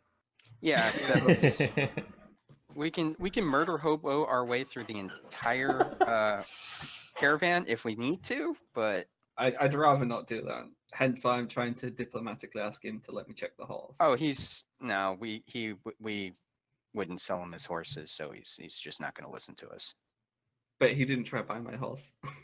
So I might be able to talk to him maybe. All right. So, Crystal, what are you doing? Reluctantly retreat with the others from the horse situation. Okay. Can I He not is talk to him? thoroughly. Yeah. Are you still talking to him? I thought you said what you were gonna say. No, I was basically Oh, you're talking to me. trying to persuade him to let me have a look at the horse so that I could maybe help it. No, Like- he's not interested. Oh man, this is hard. I know Fine, what we I need to walk do. away. I What walk is away. that? So, all right, all three of you have walked away. He eventually, I guess, gets bored of beating the poor little thing, and is still alive, but he's like cut it loose. It's kind of like laying on the side of the road, and he is making his other horses pick up the slack, and it looks like he's just going to leave that poor horse there on the side of the road. All right. Guys, well, we can't leave the horse. yeah, I know. Well, once he's out of sight, I guess we'll go rescue the horse. Yeah, I'm down for that. Are there any markings on the horse that would identify it as belonging to this asshat? I Can I mean, it s- has like spots and stuff on it. He'd probably recognize Well, I'm it. looking for a but branding or there's no brand on it. No. Ophala and Flick, do you guys think it would be useful if I have a chat with the horse? Maybe find out what it wants? Well, it probably wants to not be in pain anymore, so one of us will have to heal it. I mean, Yeah, that was gonna be my suggestion, that we heal the poor thing. All right, I'll lay hands on the horse and heal it for, I don't know how much it's down. How many hit points does a horse usually have? Look. I'll do the lay hands. All right, I'll give it I don't know, 5 hit points. Isn't that Okay. like a So it's still looking like you can tell it's been beaten, but it's like able to like kind of stand up on its own on all four legs. It is like kind of bristles and like shakes its head, does a little bit of a neigh, and Mhm. it's just like kind of standing there, flicking its tail. All right. It would probably, is there, okay, I know we're in the fields of the dead, but is there anything actually where the horse could go if we're going to free it? It's not unheard of to hear about wild horses out here in this region. Okay. So yeah, you want to just send it off on its way? Yeah, might as well. give it Okay. a fuss and say. Yeah, the asshat didn't even bother to take off its it had like a pack. It just removed the stuff out of the pack and put it into the other horses' packs. So you might, I'm guessing you're gonna want to remove that as well. Oh, yeah. Yeah. It's a free horse. Alright, so yeah, it's a free horse. All right, well, it is off, and it goes and runs off, and hopefully it will be a happy horse in the wild and doesn't get butchered. Hopefully. I mean, it's going to be in a better situation than it was in, that's for sure. Let's just say that it was a happy ending for the horse. Yes. As far as we're aware. So Horse it's a, comes back yeah. as like a skeleton horse in 3. You let us die. All right. So the merchant was none the wiser that you even did this. His attention was forward on the road, as were the mage and the knight that were traveling with him. The rest of the day is pretty uneventful, as is the night. Any chance we can covertly free the rest of that assets? I had the Horses? same thought, but I thought that'd be too obvious after our intervention. Yeah, maybe we'll wait a day or two. Or each horse he decides to leave on the side of the road, we'll wait for him to go away, we'll heal it, and then it'll go off on its own. I do want I to like that also plan. mention. I do want to mention that actually before night hit on this 5th day, on the same day that you freed the horse, Losvius left the caravan group and went on a side road heading to a little hamlet. Mm-hmm. So he is no Fucking good longer riddance. traveling Oh, with he'll you. be back. He's probably gonna grab some mercenaries to get the damn flute back and try to kill us. Fucking good riddance. to that He little seems prick. petty enough to do that. All right. So it's the next day. It's a really bright day. The sun is out. Let's see here. The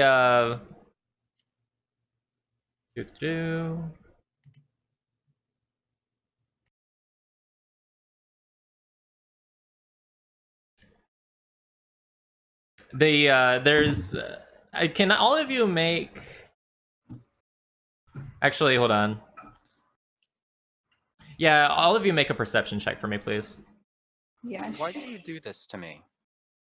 Make you have low rolls. Oh wow.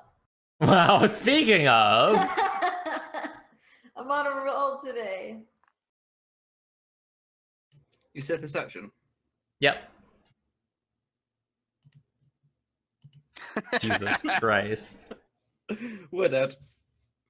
Ship and Flick, you notice some eagles circling above the caravan, but they've been circling above the caravan for quite some time now, pretty much all morning. Each of you, Flick and Crystal, I want you both to make a nature check for me, please. I am nature. See? I am less nature than you are. This is a rock. Um, No flick, that's a flower. Ship, Yes.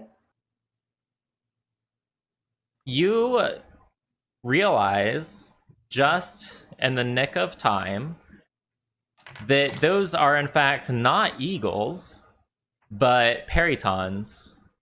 And they are these monstrous creatures that are doing a nosedive right into the caravan to attack.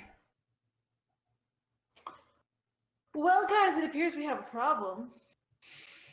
Well, that was very calmly told. I think we should get our weapons ready and our spells ready. Are we gonna have Well, time actually, for you don't combat? have time. You don't even have time to talk to each other. What's happened is Flick and Ophala, you are both taken by surprise. Yep. Hold on. Let me get over here where I can see you guys, and let me adjust the. I need to adjust the camera here. Okay. Flick, you are. Ooh, bless you. Thank you. Flick, you're surprised. Ophala, you're surprised. You like that little icon? That's amazing. Where did you steal that from? No, it just came with Roll20. Oh, okay. Yep. I am shooketh to my core. He's just taking credit for it. So the surprise condition means that you can't take any action during the first round of combat, Flick and Ophala. Crystal, though, you may. You have just enough time to take a turn, but I need for all of you to roll initiative. Oh wait, before you do that, I figured out what was wrong with the button. Could each of you, in the sidebar, you know the 3 lines there for the menu? On the right hand. Right? Yeah, and it says like collection, and then it has like macros and stuff. Mm-hmm. Do you see init? Yeah. Yeah, hit the checkbox that says in bar. and Okay. it should pop Oh, up I on see your it. lower Oh, now I left have hand. control Yep. over my health and everything. Nice. Yeah, and all you have to do is select your token. Just click your token and then hit init, and it'll roll initiative for you. So you don't have to go all the way into your character sheet anymore.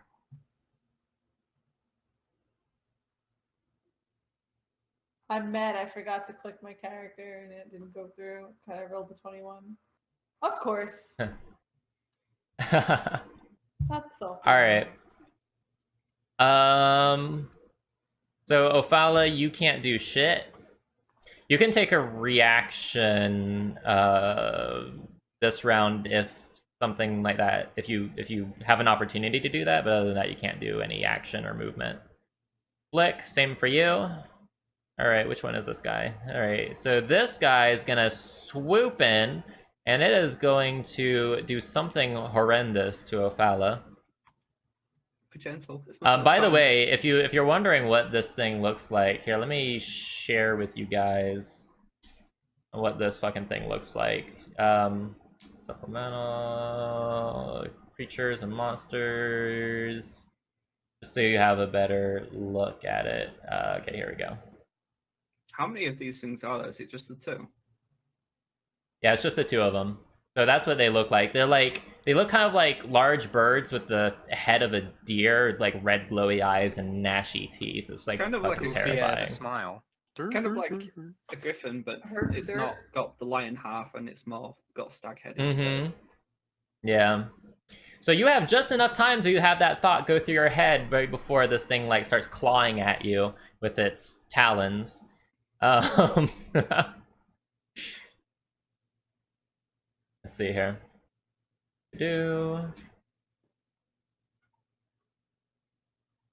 Okay, that is most certainly a hit. You take 11 damage, Ophala. I'll handle that for you. God damn. Yeah. Ouch. Yeah. And that is the end of that one's turn. Okay, I'm gonna blast back Wait. then. Okay, you're gonna do the what you call it? Yeah, I'm gonna blast back. Okay, go ahead. I actually don't have that as a spell. All right. You're gonna have to remind me. Wait, maybe I can drag it in. Something rebuke, demonic rebuke, something like that. Something like that. It's hellish rebuke. Hellish rebuke. Yeah, there it is. Da-da-da. It's actually a spell, so I should be able to drag it into your spell list. What level is that? This one would actually, if you ever cast this, it won't actually count as a... There you go. So it's in your spell list now, so you should be able to just click that. Okay, I'll do that then. Oops. Yeah, so in the character sheet under core. Yep. Wait, you keep clicking me back to call. No, yeah, no, go to core and then Hellish Rebuke underneath. Oh, Bottom. okay. I'm not sure why Ginger never added that. I Is it not doing anything? I can cast that at level 3 as well, can't I? If I use a spell. That's a good question. Well, I think it works differently if you're not casting it as an actual spell. Okay then. Just level Let's 2 see. then. You can cast the spell using So yeah, you could go ahead and do that. You can do that once per day, right? Yeah. Wait, so Yeah. level 2 or level 3? I think it's level either one, whatever you want to cast it at. It's gonna take up spell slot though, I'm pretty sure. Oh yeah, I already figured that. Yep.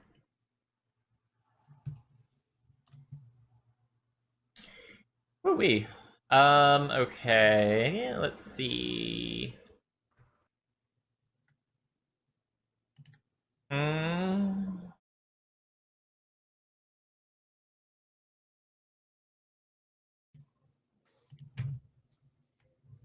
So it did. Wait, hold on. Oh shit! No, that did like the full fucking thing. Okay, ouchies, ouchies, ouchies.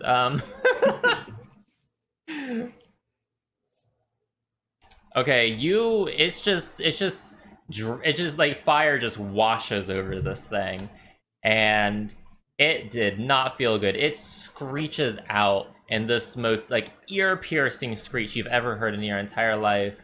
It is in massive amounts of pain. So good job.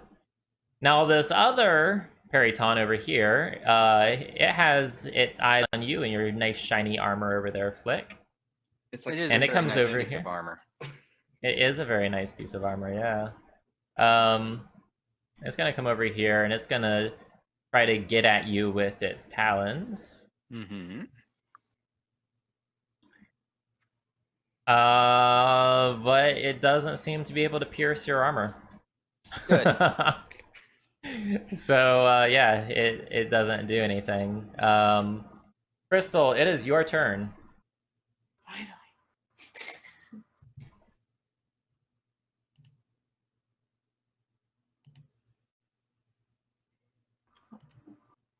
No, Roxanne.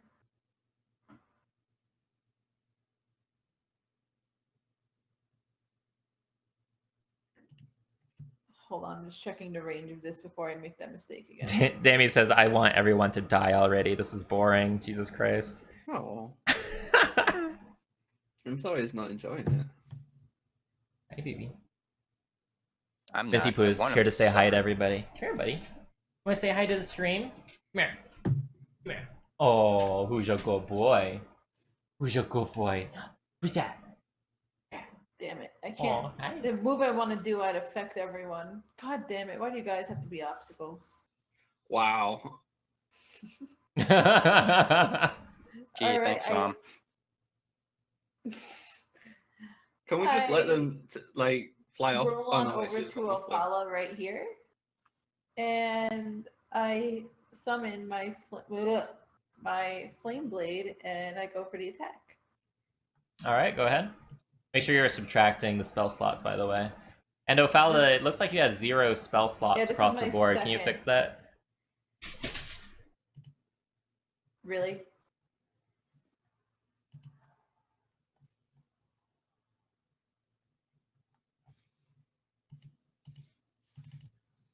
How do I roll for the damage? It should be under your... here, hold on. Let me pull this up for you. Numbers... So if you go to core, should have... Oh, it's not here. Well, then that's a good fucking question. Let's see. This was weird.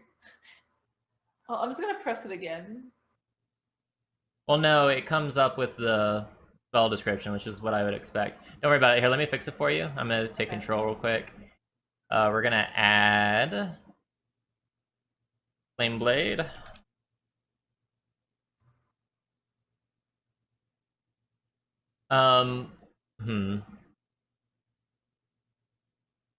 So it's gonna be the attack. It does 3d6. Okay, so 3d6 and plus 1d6 every. Whoops, hold on. I'm still typing in there, Crystal. Oh no, where'd it go? Okay, plus I'm 1d. sorry. It's okay. For every 2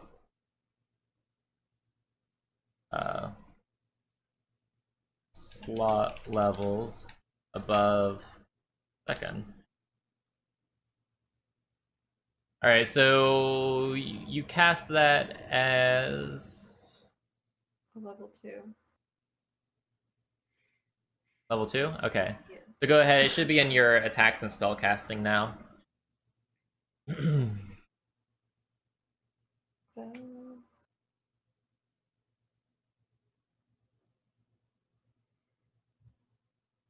you see it? At the bottom? Not under spells, under Oh, okay. core. Yeah. I was so used to doing it straight from the spells. Oh.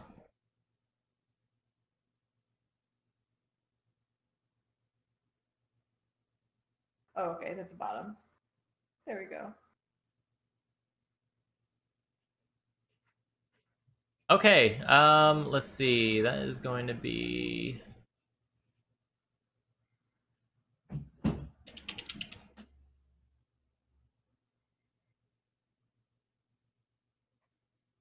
That is a hit. And it does 9 damage to this one, and it just, you slice it in half with your flame blade. It just, this thing definitely died from fire.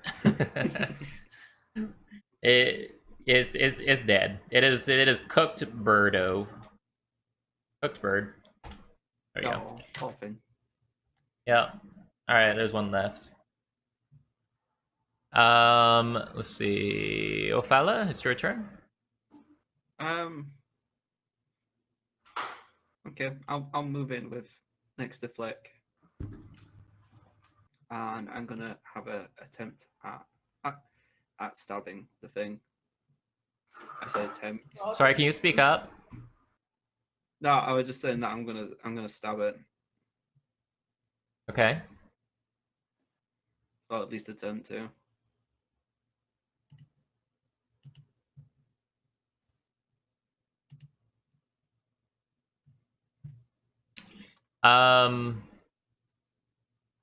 Yeah, that's a hit. Go ahead, roll damage. 9. 9. Alright, are you gonna do anything else this turn? I can't do anything. I've moved and stabbed. Alright, so, well, I mean, you can still move. Yeah, but if I were If to you move want. anymore, I'd be in a attack of opportunity, would I not? No, okay, I'm Just gonna take the just hit. teach you. I'm gonna teach you something. So as long as you're still within 5 feet of it, it can't do an opportunity of attack. And if you are standing across from your, so here, I'm gonna take your token real quick. If you are standing like right here, for example, you are like, God, what's the word I'm looking for? Yeah, you have combat advantage, so you'll have advantage on your rolls against this thing. I mean, I can't move there anyway, because again, I'd be moving in its quadrant, would I not? No. So if you stepped out here, it could take an attack of opportunity. If you stepped out here, it could. But if you did like this path, it can't take an attack of opportunity against you. Alright, I'll do that then. Okay. So just FYI. So you kind of like, you poked it with your sword in its wing, and it just like kind of raised up, and it's yeah, that's pretty much that. Flick, what do you do? I'm gonna hit it. You're gonna hit it. All right, go ahead. Holy fucking shit! I'm gonna hit Go it. ahead and roll damage. I'm gonna hit it. I think his skull just caved in. So yeah, you smack it across its head, and you see teeth just flying out of its jaw, and it screeches. But it is not dead. It is definitely injured though. There's blood all over your warhammer. It like kind of takes to the air and flies up, and it kind of comes over here, and it does have a flyby ability, so it's not gonna, you can't do an opportunity of attack against it. Damn it. And I think it's actually going to, it's gonna stay up here its turn. And it's Crystal's turn.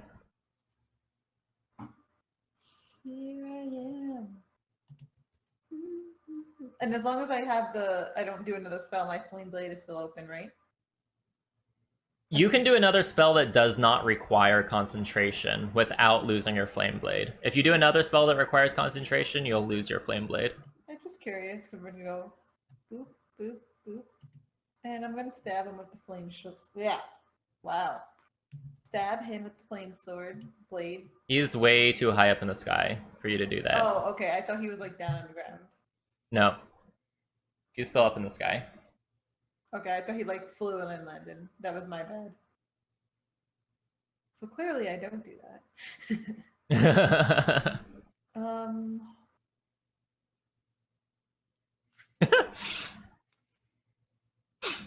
Can I throw the flames? Can I conjure a flame spear and throw it up? This would also be my last level too.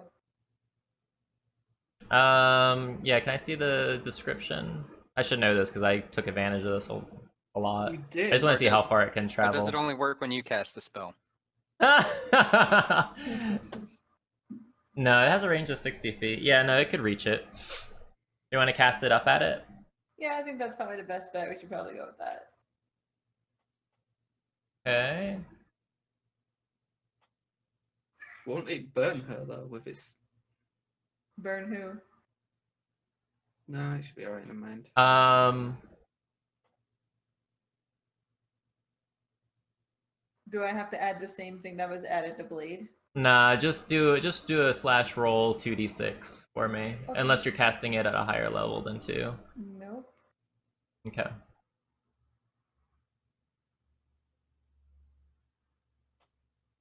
Really? Oh, No, that was my 1d6. God. You still have one that was more. 1d6.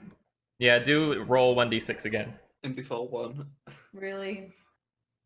5. Wow. All right. So you conjure the flaming sphere next to the periton, and the periton just kind of goes up in a puff of smoke, and you just see it spiraling down and go thud on the ground. It is a smoldering corpse. God damn, you guys are OP as fuck. I mean, Actually, what we got Flick some did, really good yeah. rolls, because usually a fight like this would have taken a while. I was Yeah, gonna say, wow, we got past this pretty quickly. I know, right? You're Yeah, welcome you for the guys did some fire. good rolls though. Like Flick's critical hit was what really. I thought he was gonna Help kill it, y'all. to be honest. Yeah, I I thought was so too. hoping. I thought so too. That's all right. You did the most. You did the majority of the work, Flick. It's okay. About time. We're gonna end the session here. Thank you so much to Shipwreck and May and Azaba for joining us. There's gonna be a lot more interesting things coming up on this journey north out of Baldur's Gate, and who knows? Maybe we'll see more of little baby Spewer. Who knows? Spear. Yeah. There's Spear's gonna show up, and with the money she stole, she invested it in Baldur's Gate. now she's a wealthy businesswoman. Yes. Dragon? Well, everyone, I hope you enjoyed this session. If you like what you saw, hit that like and subscribe button. We record live on twitch.tv/Daganmar on Sundays at 3 p.m. Eastern Time, or 1 p.m. Eastern Time on the last Sunday of every month for a long session. The link is in the description. Where is this mysterious cargo going, and what other dangers lurk ahead of this caravan? We'll find out next time.